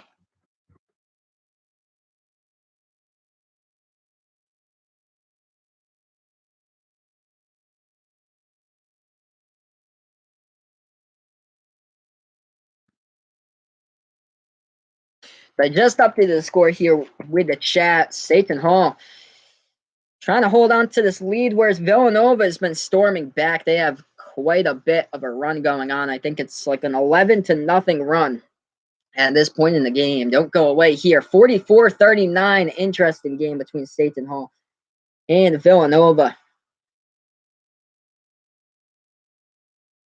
Yeah, so Providence is just turned on the heat against Butler right now, 71-47, and we still got under 10 minutes left to play before the end of regulation in that game. Wow. Let's see what else is going on. I think Syracuse and Clemson are playing. That one's on CBS. And wow, Clemson currently on the bubble, playing at home against Syracuse, and Clemson's up 40-38, so that's a close game as well at this moment as well. I did Clemson against UNC last Saturday, and Clemson lost a nail biter against North Carolina. So yeah, 12:55 left to go in that game, and Clemson is up by 2 against Syracuse at the moment.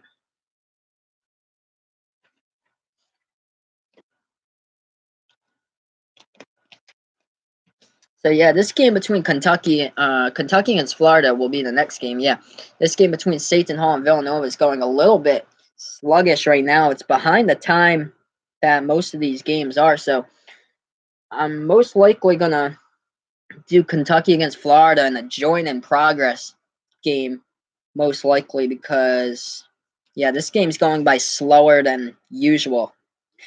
Tennessee against Auburn has 9 minutes, 19 seconds remaining in that game, and the score is 61-59. Auburn is just taking the lead against Tennessee. Wake Forest up against number 14 Florida State, 39-38.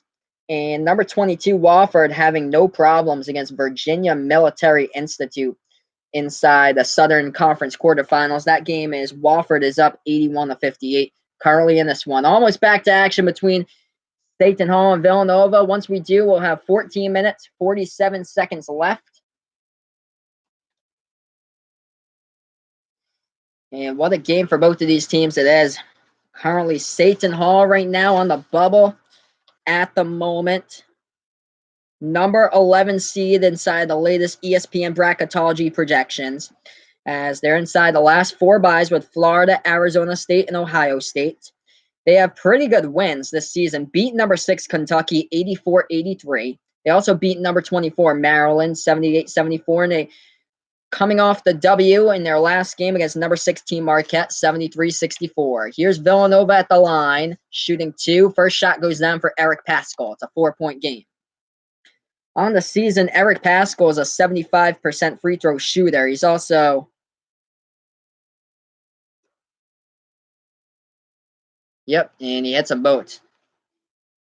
And yeah, Phil Booth as well, 75% free throw shooter as well, as Phil Booth is 5th in the conference points per game.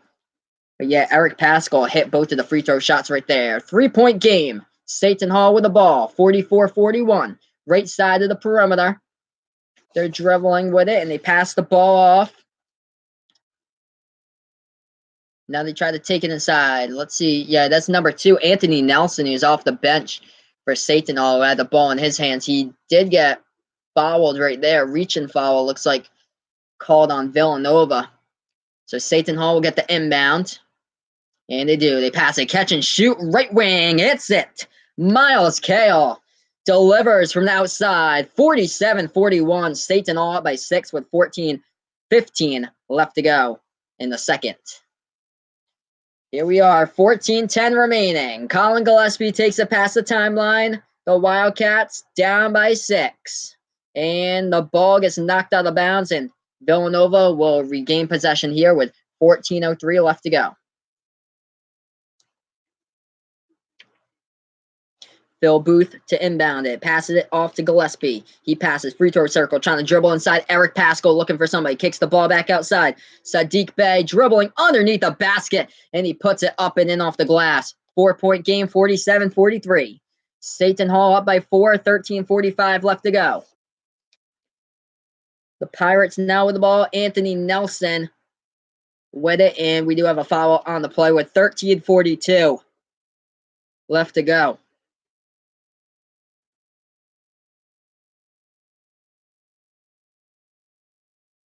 Colin Gillespie charged with a foul as he just got his 4th foul of the game. That's not good for Villanova. He's the leading scorer of this game as Jay Wright's having a talk with him right now.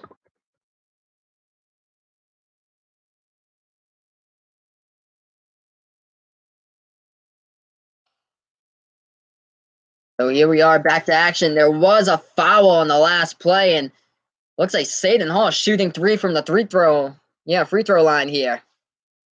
Wow. So a 3-point foul.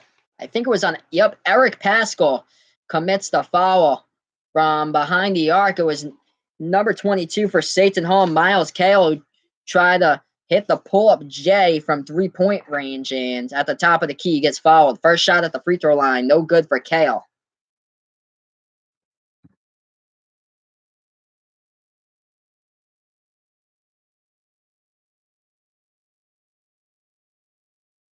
Second shot at the line, no good. It's the front part of the iron run once again. 0 for 2 this time around by Miles Cale, a 67% free throw shooter coming into this game, and he has 3 attempts and he missed his first 2. Here's his 3rd one. And finally connects. 48-43, up by 5 for the Pirates. Villanova here gets the inbound. They take it past the logo. This is Phil Booth with the ball. He passes it right wing to Joe Cremo. He's the transfer from the University of Albany. Now the ball goes into the hands of Jermaine Samuels. Kicks it back outside. Left corner 3. No good by Eric Pascal. Rebounded by Seton Hall. And a foul again. Wow, a foul again called on Villanova. So, yeah, this game has been really, really slow compared to all the other games going on right now. So I'll be having a join in progress the next game. Florida taking on Kentucky. So right after the conclusion of Villanova against Seton Hall, I'll go there for my next one. But, yeah, lots of foul trouble for both of these teams. Colin Gillespie, the leading scorer for Villanova, right now leading the team in committed fouls with 4 in a lot of foul trouble. Here's Seton Hall at the line. First shot hits. As at the free throw line is Sandro Mamukalashvili. He has 13 rebounds today. That's a career high. 9 points today.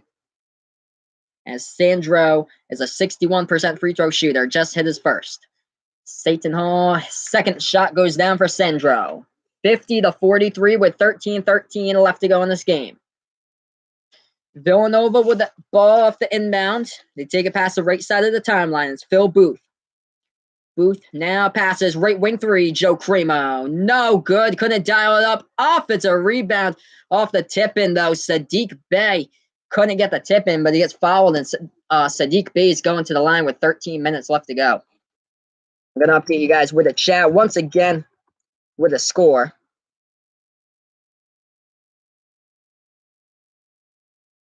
So Sadiq Bey at the free throw line, shooting 2. For Villanova, he's a 59% free throw shooter this season. He has 5 points tonight, or 5 points today. First shot at the line, hits it. 50-44.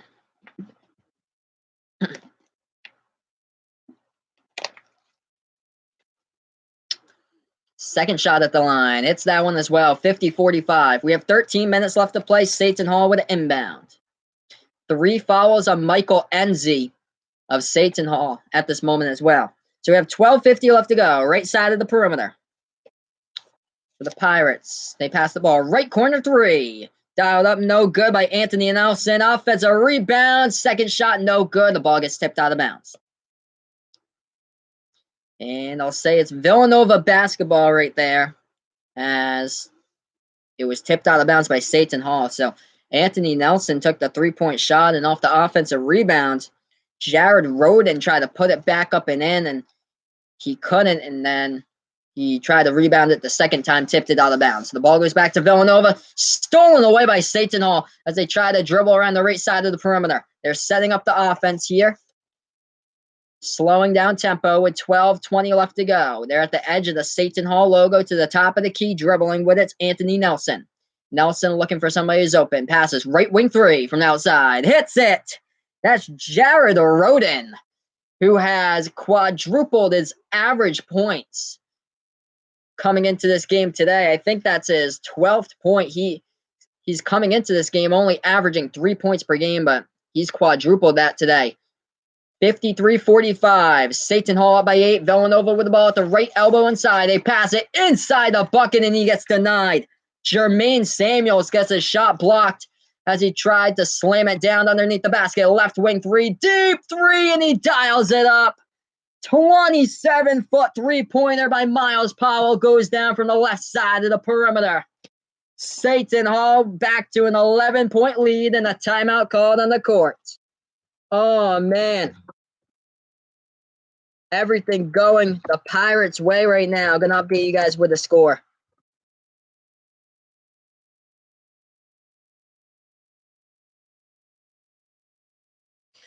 $56-45 at this point in the game. That was just a huge, deep three-pointer right there from the left wing of the perimeter by Miles Powell. Just shooting that one right up there, airing it out, and letting it swoosh right into the net. Incredible by Miles Powell coming on the season. He's just had an incredible season. Player to watch out for inside the Big East Conference tournament, and of course, even after that as well. If this team makes March Madness, this whole Seton Hall team has been into the hands of Miles Powell. He's done all the work for this Pirates team this season. He averages 22.7 points per game, ranks second in the conference, right behind Marcus Howard, who's a top 5 scorer in all college basketball for Marquette. He's first right now in the Big East scoring. But Miles Powell, what he's done the past 2 games, he averages 34.5 points per game in the past 2 games, coming off a double overtime loss against Georgetown a week ago. He had 35 points. And then Miles Powell on Wednesday against Marquette, he had 34 points as Seton Hall had an 18-0 run to close out that game with a comeback win. Here we are once again. Pirates up by 11 with 11:33 left to go in this game.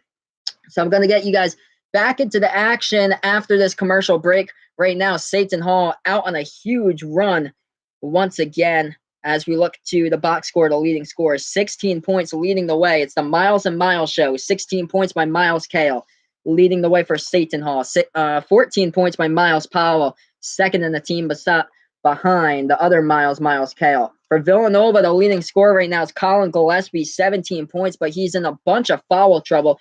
Right now, he has 4 fouls charged on him. Also, Phil Booth, another good shooter for Villanova, has a bunch of fouls charged on him. He's had a very disappointing game today for Phil Booth. Coming into this game, he's averaging 18.7 points per game, but today Phil Booth has only hit down a 3-point shot. He only has 3 points to show for in today's game so far. Eric Paschal in foul trouble as well. He has 11 points, but 3 fouls right now for Villanova. So we're going to get back to action very shortly as Seton Hall has an 11-point lead thanks to this guy who shot one from the Prudential logo on the left wing of the perimeter, number 13 for Seton Hall, Miles Powell. 14 points, 4 for 9 from 3-point range, 5 rebounds, 3 assists today for Powell. If you're just joining us, the Pirates are up 56-45. Feel free to like my videos, share, and subscribe to my channel. Play-by-play, live reactions all day today. Next game, Florida against Kentucky. After that will be North Carolina against Duke, closing out the night. Villanova just hit the shot. Phil Booth at the left side of the baseline for a deep 2, hits it down 56-47. Seton Hall now with the ball, top of the key with Anthony Nelson. Passes the ball inside and no foul called. Sandro Mamakalashvili Tried to go for the slam dunk. Looks like he was being held from behind, but no foul called. Villanova gets the rebound. Phil Booth at the top of the key. 11 minutes left to play. Booth taking the ball inside, dribbling, kicks it back outside. Top of the key, three. Hits it from the outside by Jermaine Samuels. 56-50, out in a flash, just like that. Villanova cuts the Seton Hall lead from 11 down to 6. 56-50, back-to-back three-point shots by the Wildcats. Seton Hall with the ball, top of the key here for Miles Powell. Dribbles towards the right side of the perimeter. Powell with 10.5 remaining, takes it inside, floats up the shot in the key. We have a foul called with 10:28 left to go. So I'll update you guys once in the chat again. Feel free to like my video, share, and subscribe to my channel. Play-by-play live reactions throughout the rest of the season, and of course, into the March Madness tournament as well. 2 weeks away. Yeah, there was a foul called on that play. It was an offensive foul by Seton Hall. So Villanova gets the ball back as the Wildcats took the charge. Here they are. Phil Booth, deep three. No good as it hit the top of the rim. So Phil Booth couldn't dial up that three-point shot. 10 minutes left to play in this game. Seton Hall with the ball. They're up by 6. 56-50. Left elbow trying to dribble inside the key. This is Syndrome Mama Kalashvili kicks the ball outside. They pass it. Left corner three, non-contested. Oh, circles around the rim, and it goes in.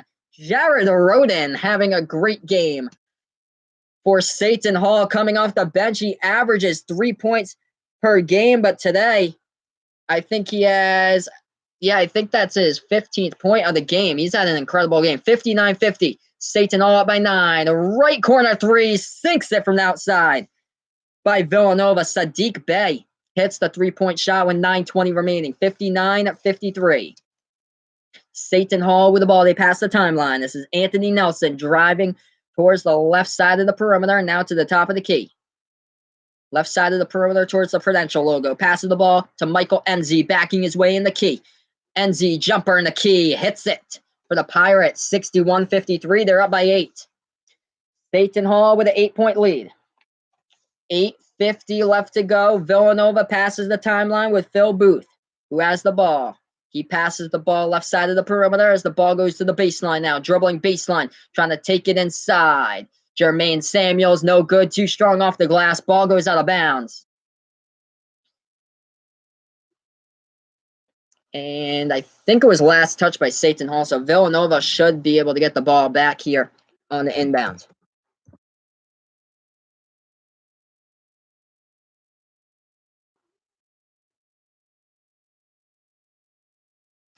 But here we are, 8:39 left to go. Villanova with the inbound. Corner three, hits it down from the outside. Phil Booth finally getting some points to show for this game, knocking them down. Just updated the score, 61-56. Seton Hall now with the lead, up by 5. They're at the left side of the perimeter. This is Jared Roden, who passes the ball off right wing of the perimeter. Miles Kale back into the hands of Anthony Nelson. Nelson now, top of the key at the free throw circle. Free throw circle jumper, no good. Hits the top of the rim, too strong. Rebounded by Villanova. Down by 5 for the Wildcats. 8 minutes left to play. Take it past the right side of the perimeter. Phil Booth passes it inside, and we do have a foul called. Eric Pascal trying to lay it up and in there with 7:57 left to go. Once we do get back, Eric Pascal will be shooting some shots from the line. Gonna update you guys with the score here. This is Behind the Arc Basketball on YouTube.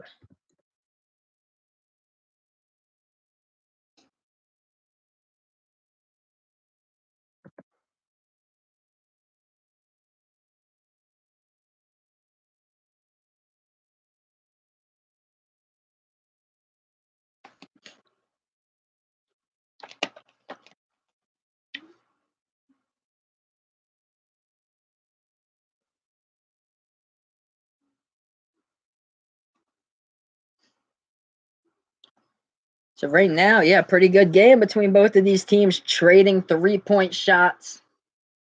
And here we are, 61-56 with the last 7:56 left to go in this game. So we're looking at some of these shooting statistics. From three-point range, Villanova is shooting the ball 12 for 24 right now from behind the, or no, 10 for 22 for Villanova, 12 for 24 for Seton Hall currently in this one. So the Pirates shooting the ball a little bit better than the Wildcats from three-point range, 50% right now for the Pirates and 46% for the Wildcats. So we're on a TV timeout. When we do get back to action, Villanova at the free throw line with Eric Paschal. Let's look at these key players of the game so far. Some big foul trouble to go over for the Villanova Wildcats.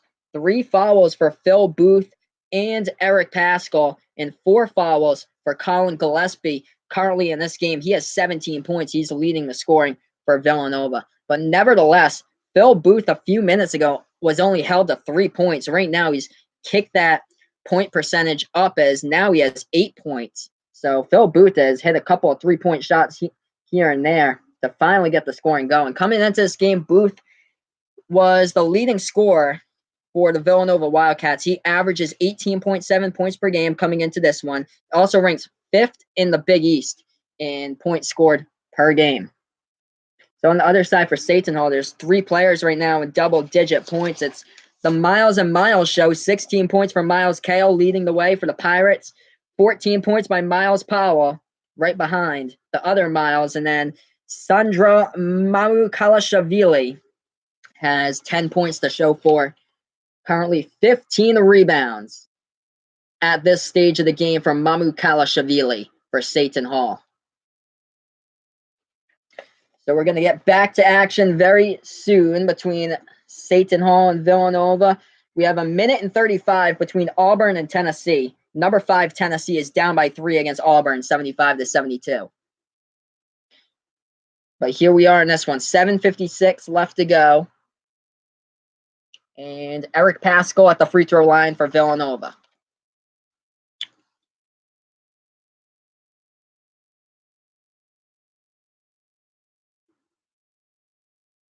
After this, I'll do a joint in progress. Florida against Kentucky will be my next game, as that one will take place after the conclusion of this stream. First shot from the free throw line goes down for Eric Paschal, 61-57.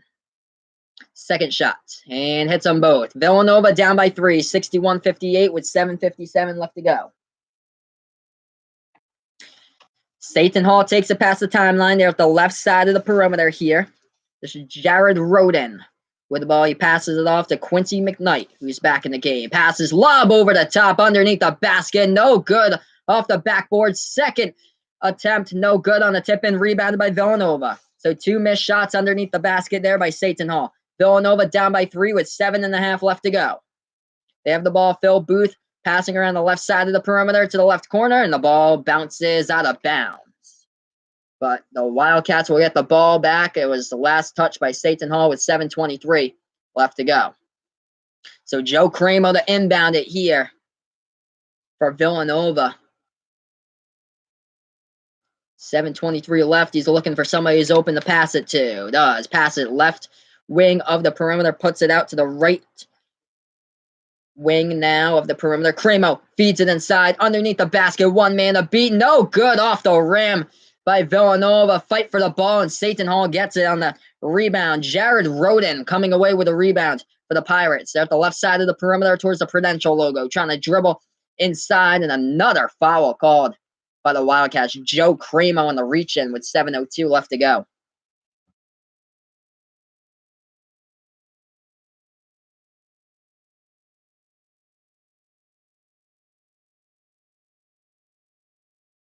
I just updated the score here with the chat. We have 7:02 left to go in this game. Seton Hall now is shooting in the bonus with Miles Powell.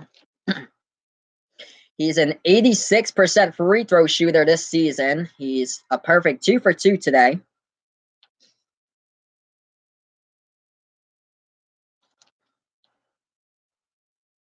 Colin Gillespie with 4 fouls has just checked back into the game for Villanova. Here's Powell at the line for Seton Hall, up by 3, and hits the first one.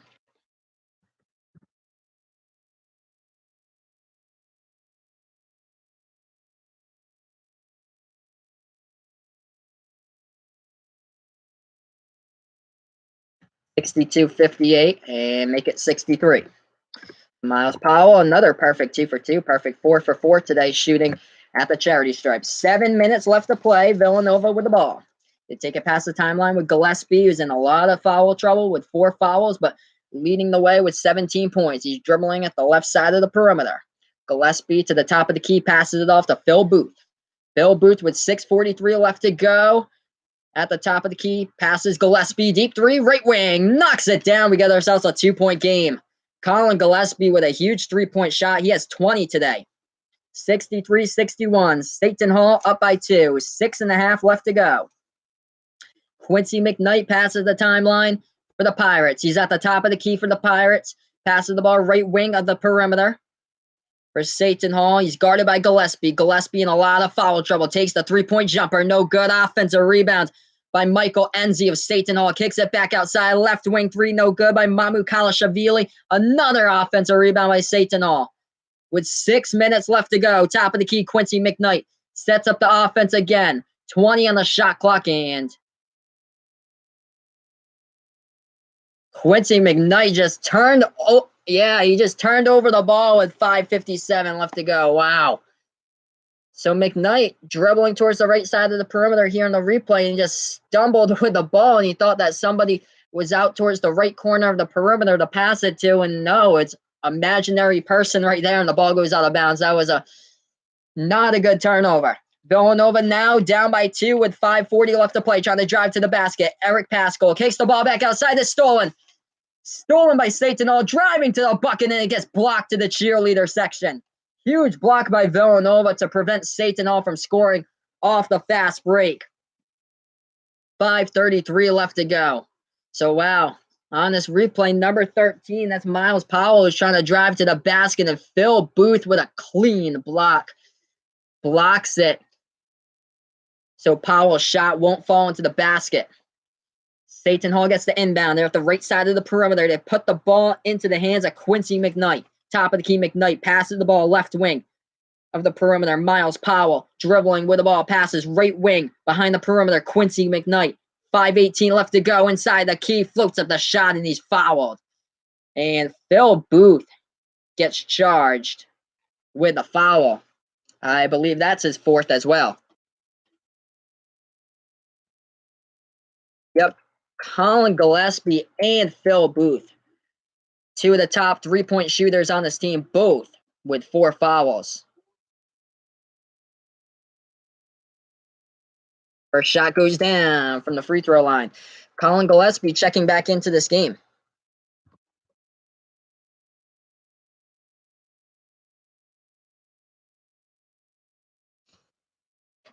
64-61. No good. And that second free throw attempt right there by Seton Hall. So they're up by 3 right now.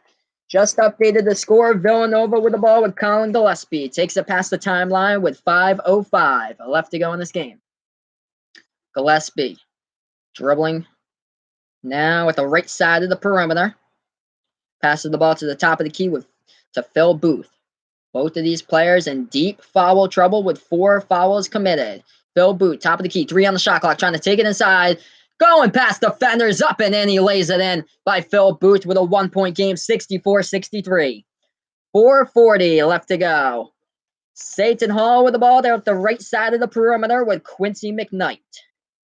McKnight dribbles back out towards the Seton Hall Pirate logo. Dribbles at the left wing towards the Prudential Court logo.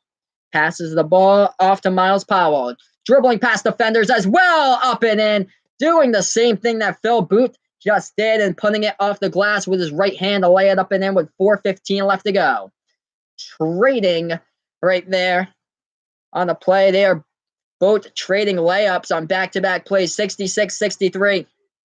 Villanova now with the ball. Colin Gillespie at the top of the key, dribbling towards the right side. Spin move in the key. Colin Gillespie, and he gets fouled. And Gillespie's going to the line to shoot 2. So number 23 of Seton Hall, that's Sendro Mamukalashvili, committed the foul as Colin Gillespie tried to take it past him on that last play.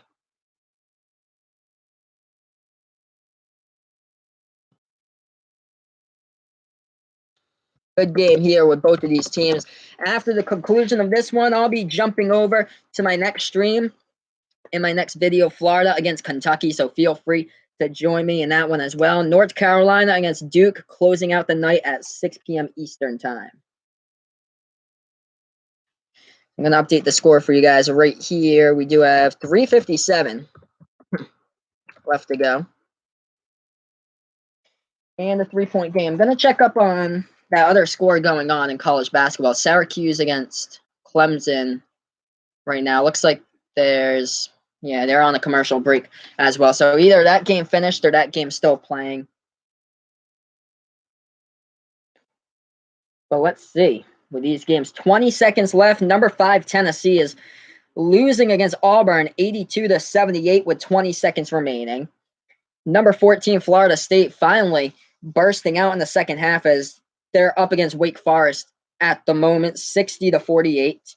And this one's gone final. Number 22 Wofford has won the Southern Conference quarterfinal against Virginia Military Institute, 99-72. Upcoming games starting in a few minutes will be Florida against number 6 Kentucky. I'll be joining that stream in progress once I'm finished with this one.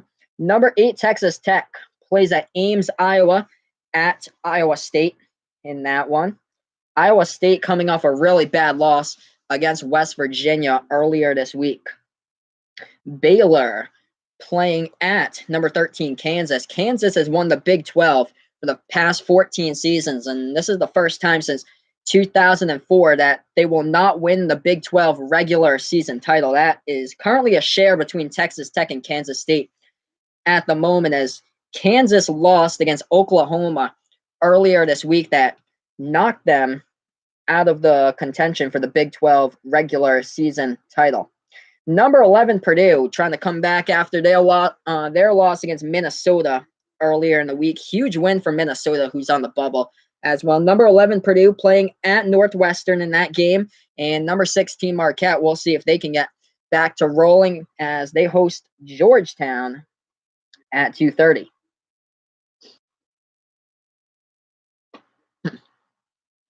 So here we are here with under 4 left to play in a 3-point game.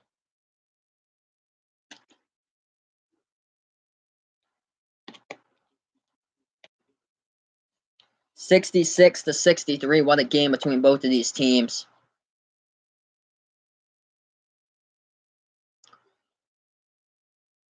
So I'm looking at the update here. Tennessee against Auburn. Let's see what happens. 6 seconds left, and Auburn is up by 4, 82-78 currently in that game. And yeah, we still have 3:13 left to go between Clemson and Syracuse. So that the stream against Kentucky and Florida won't be starting for the next few minutes anyway until after the conclusion of this one. But both of these games are close, which is good. So it's not like one game is out ahead of the other. So here we are at the free throw line. Villanova shooting 2 with Colin Gillespie. And he knocked them down both. 1-point game. Close one here.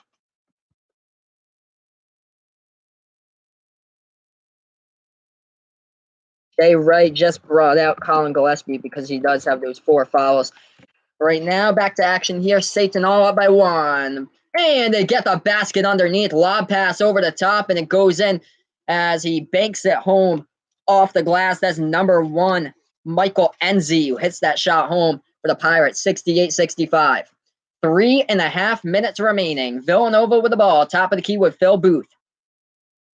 Booth now dribbling towards the left side of the perimeter, puts it into the hands of Eric Pascal. Passes the ball underneath the basket and stolen away. Jermaine Samuels he was underneath the basket, tried to pass it out to his teammate, lost control of the ball. Stolen by Seton Hall. Jumper at the baseline, left side, no good, and rebounded by Eric Pascal of Villanova. Villanova now with the ball, they're down by 3. 3 minutes remain. Left wing 3, Phil Booth. No good, fight for the rebound, and Miles Powell snags the rebound for Seton Hall with 2:56 left to go. So I'm going to update you guys with the score here in the chat. Once again, close game between Seton Hall and Villanova. 2:56 left, and it looks like the Pirates will go to the free throw line.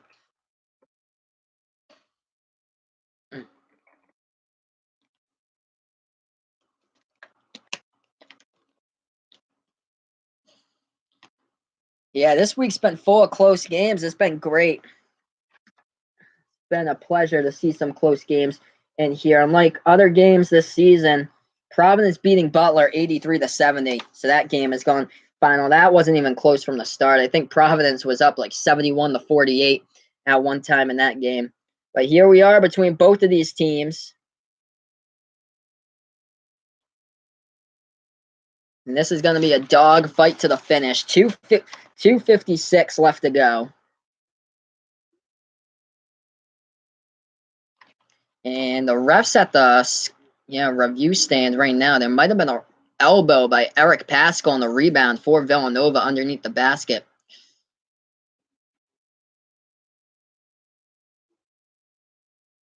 And we do have a final alert. Auburn has just upset number 5 Tennessee 84-80.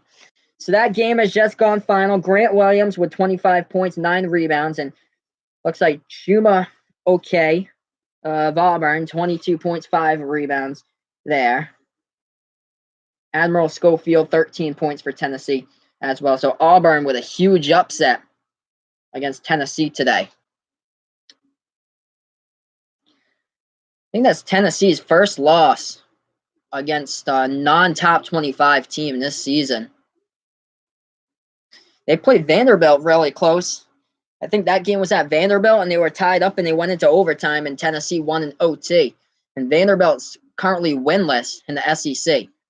But here we are looking at the replay. Might have been an elbow in this one by Eric Pascal as he rebounded the ball. That's what the refs are talking about, if he intentionally elbowed him or not underneath the basket.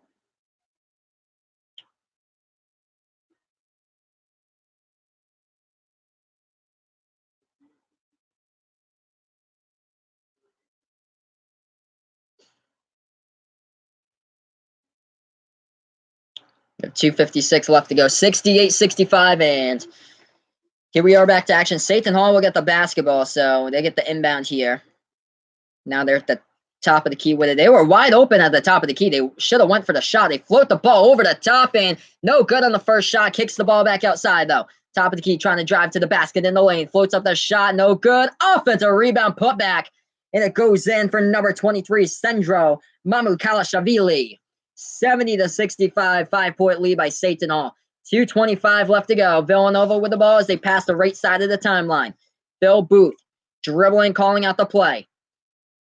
Top of the key here for Booth, trying to dribble inside, and wrong teammate passed the ball to the wrong member of his team, and Seton Hall got the steal, and the player for Seton Hall dribbled the wrong way, and he dribbled out of bounds with the ball, and his teammates cannot believe it. Wow. You don't see that too often. You're going the wrong way moment right there for the Seton Hall Pirates in a close 5-point game with around 2 minutes remaining. Wow. He tried to control the ball, and he lost control of the ball, and it went on the bounce. All his momentum pushed him towards Villanova's basket instead of taking it the other way. That's what happened. So here we are, 2:14 remaining, and the Wildcats will inbound. Phil Booth will pass the ball in inbounds. Looking for somebody who's open. He does. Shoots it to the backcourt to Jermaine Samuels. Jermaine Samuels takes it past the left side of the timeline. 2:08 left to play. Puts it into the hands of Colin Gillespie at the edge of the Pirate logo.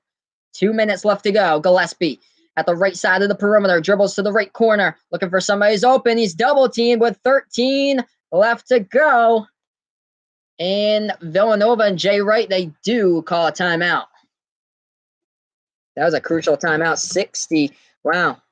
So Villanova down by 5 right now. We have 1:56 left to go in this game. Updating the score for you guys. 70-65. Close game once again between on my stream as Seton Hall's up by 5. And yeah, this could be a dogfight to the finish. Currently, the Pirates are on the bubble. They have a record of 17-12, 8-9 in the Big East. Right now, in our latest ESPN projections, they're projected on number 11 seed inside the last 4 byes with Florida, Arizona State, and Ohio State at the moment. So my next stream will be Florida against Kentucky. I'll do that as a join in progress. after this game concludes.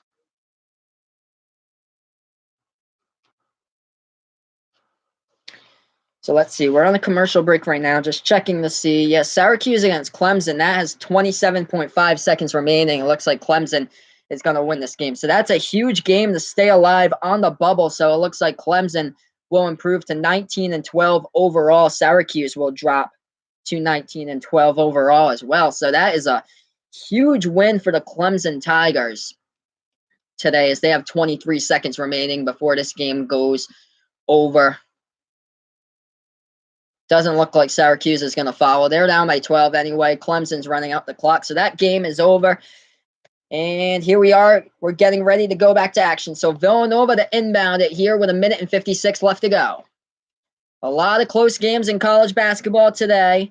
Tennessee losing to Auburn by 4. And here we are again. A lob pass over the top, tipped up in the air. Villanova does get it back. Gillespie double teamed in trouble. 7 on the shot clock. Throws the ball out of bounds. Oh, man, he had an open man in the right corner, and Colin Gillespie, with the pressure from the double team, was forced to throw the ball to the baseline out of bounds into the cheerleader section with 1:48 left to go. So Seton will get the ball back here on the inbound. 14 turnovers in the game by Villanova, only 9 by Seton Hall. Trying to pass the 10-second line for the Pirates. They do. As now they're at the left wing of the perimeter. They put the ball into the hands of Quincy McKnight. Passes the ball to Miles Powell. Right side of the perimeter for Powell. Powell, guarded by Phil Booth. Passes the ball. Left wing 3. Hits it from the outside. Miles Kale having a great game for Seton Hall. 73-65. 1:15 left to go. Villanova with the ball. Phil Booth, right wing 3. Knocks it down. Trading 3-pointers. 73-68, 1:06 remaining. Seton Hall with the ball off the inbound. At the Pirate logo, they do pass the ball back. Quincy McKnight takes the ball past the timeline. 55 seconds left to go. McKnight puts the ball into the hands of Miles Powell. Passes the ball left wing of the perimeter. Back to Powell, top of the key here for Seton Hall. Foul called with 48.2 seconds remaining. Demir Cosby Roundtree commits the foul for Villanova.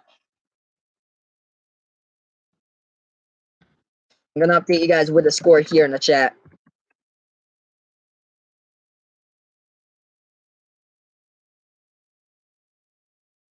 Oop. 73, not 78.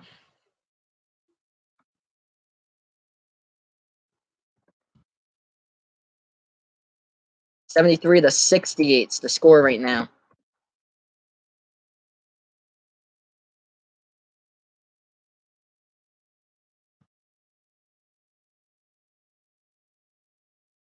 Here we are shooting at the free throw line for Miles Powell. First shot from the line. And knocks it down. 74-68. Seton Hall is up with 48.2 seconds remaining. Miles Powell is an 86% free throw shooter on the season. Second shot from the line by Powell. No good. 74-68. Villanova still with a chance. They take it past the timeline with Phil Booth. Left wing 3 from the outside. And Phil Booth gets fouled with 41.1 seconds remaining. So that's a huge foul at this stage of the game. Number 0, Quincy McKnight, commits the foul. Let's see if his foot was on the line. And no, it wasn't. It'll be 3 free throws here for Phil Booth of Villanova. So, wow.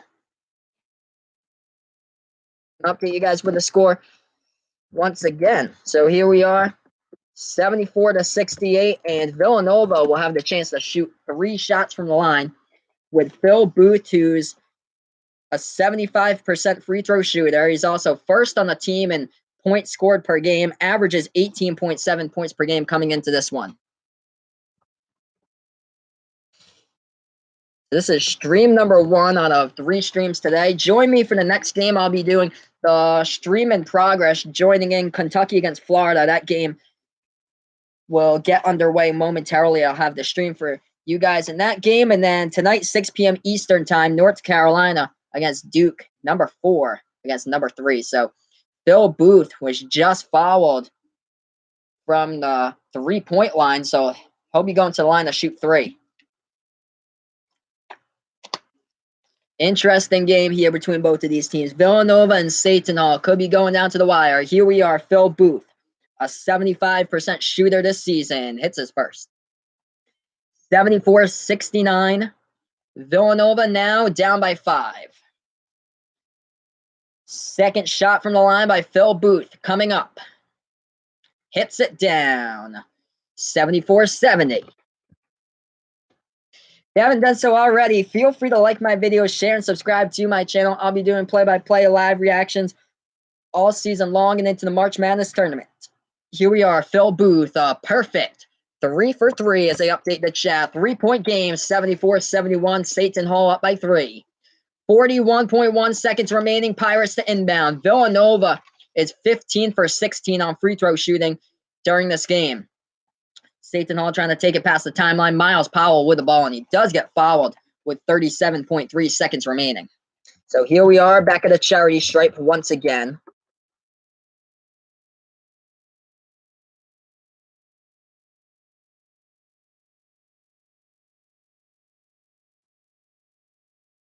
Miles Powell at the free throw line. 5 for 6 today. He's an 86% free throw shooter. First shot goes down for Powell.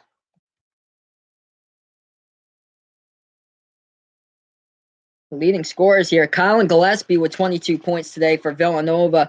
16 points by Phil Booth. On the other side for Seton Hall, Miles Powell leading the way with 20 points, 19 points by the other Miles Kale. Here we go, looking for his 21st. No good. 75-71, rebounded by Villanova with 33 seconds remaining. They need to take it past the timeline. They do. Right wing 3 from outside. No good. It's a missed 3-pointer by Jermaine Samuels, and Seton Hall gets the rebound, and Villanova fouls with 25.7 seconds left to go.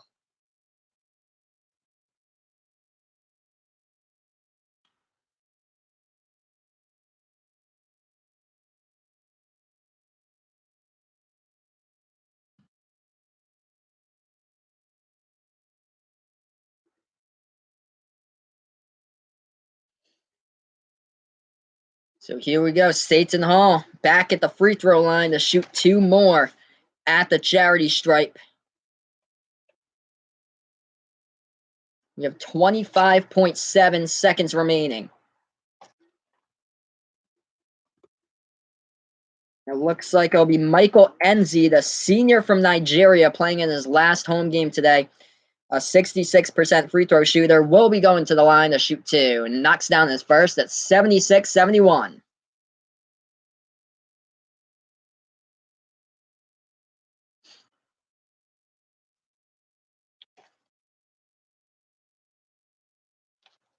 Second shot at the free throw line. Hits it by Michael Enzi. 77-71. Seton Hall with the lead. Villanova now with the ball. Booth passes the ball. They're trying to dribble inside. They kick it back outside. Too much time on the clock. Left wing 3 by Nova. Hits it down with 14.1 left to go. Huge 3-point shot. Seton Hall is up 77-74. They get to inbounds. Villanova needs the foul. And 12 seconds left. They haven't fouled yet. 10 seconds, and they do in 9.6. So, yeah, they weren't going to foul because the ball went into the hands of an 86% free throw shooter right there, Miles Powell, and then he put it back into the hands of somebody else.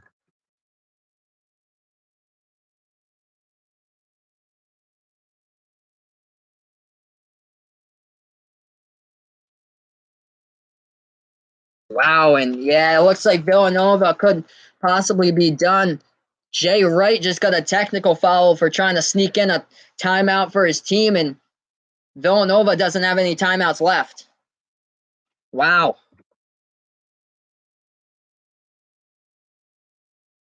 So this looks like it's going to be all Seton Hall. Most likely. Let's see what the refs are discussing. We have 9.6 seconds remaining in this game. Thank you so much for joining me, man. I appreciate it. 9.6 seconds remaining. Seton Hall going to the free throw line. Join me in for my next stream. Florida against Kentucky. I'll be doing a join in progress once Seton Hall against Villanova finishes here. And then later today, I'll be doing Duke against North Carolina. That game's at 6 p.m. Eastern time. So the refs at the discussion table here, looking at that technical foul. Jay Wright, head coach of Villanova, had no timeouts left, and he just called a timeout, tried to sneak one in, and yeah, the refs were like, no, we can't do that for you. You get a technical. So yeah, that definitely just blew Villanova's chances right now. Here we are at the free throw line. Shavar Reynolds is a 96% free throw shooter, but he hasn't been getting enough minutes to rank inside the top NCAA rankings for that percentage. That's off the charts. Hits that one. 78-74, Seton Hall up by 4. Feel free to like my video, share, and subscribe to my channel. Play-by-play live reactions all season long into the March Madness tournament as well. And stream number 1 of stream 3 today, it's gone down pretty well. Here we go. They take it past the timeline as the second shot was no good. Villanova with 3 seconds left, and there's a foul with 3.3 seconds. Yep. Yeah, I'll be doing Duke against North Carolina later tonight, 6 p.m. Eastern time. So, yep, I'll be doing that game. It's going to be, hopefully, a great game. UNC looks unstoppable right now. So, Eric Pascal at the free throw line. We have 3.3 seconds remaining. Hits that shot. 78-75.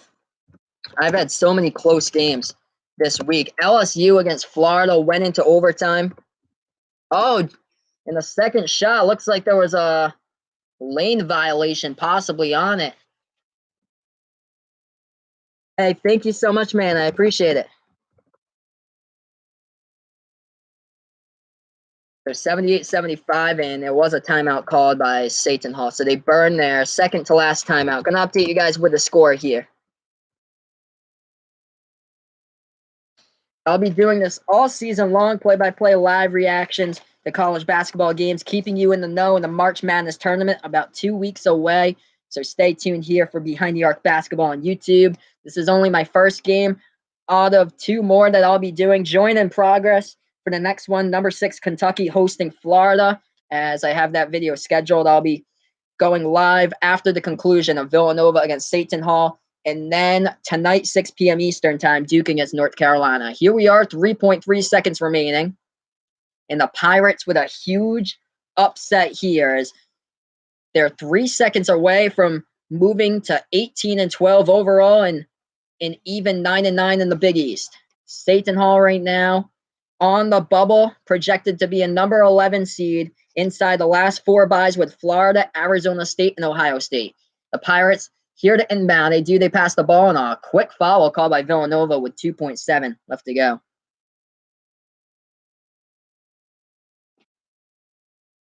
We already had an upset earlier today. Tennessee lost against Auburn by 4.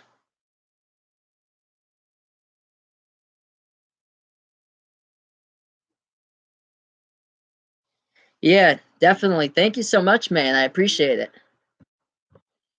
So I'm going to update the score here. 78-75. Seton Hall currently up. And I'll be shooting 2 at the free throw line.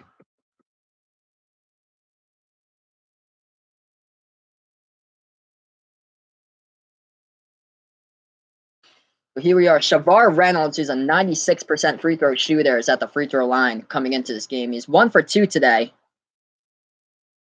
He hasn't been getting a lot of playing minutes. That's why his free throw shooting percentage is a lot higher than it should be. First one goes down. 79-75. Seton Hall up by 4 with 2.7 seconds remaining. This one looks like it's damage done at this moment, as Villanova is going to need 2 scores to come back from this with 2.7 seconds remaining. I don't think that can happen. Nope. Second shot doesn't go down, and that's the ball game. So that's it. Upset there, and it's looking like Seton Hall is getting closer to being in the March Madness tournament. Huge win as far as the bubble, as Seton Hall was projected to be a number 11 seed in the latest March Madness ESPN bracketology seed projections, but a huge win today. 79-75. They beat Villanova. Back-to-back top 25 wins against Marquette and Villanova for the Seton Hall Pirates. That does it for my stream of this one. I'll be going over to my next one that'll be joining in progress. Florida against Kentucky. That game is tied up at 4. So join me there if you like more college basketball. And feel free to join me tonight for the big one. Number 4 Duke playing against number 3 North Carolina, 6 p.m. Eastern time. I'll see you there as well if you guys wish. But this one's just gone final. Seton Hall 79, Villanova 75. Feel free to like my videos, share and subscribe to my channel. This has been a presentation of Behind the Arc Basketball on YouTube.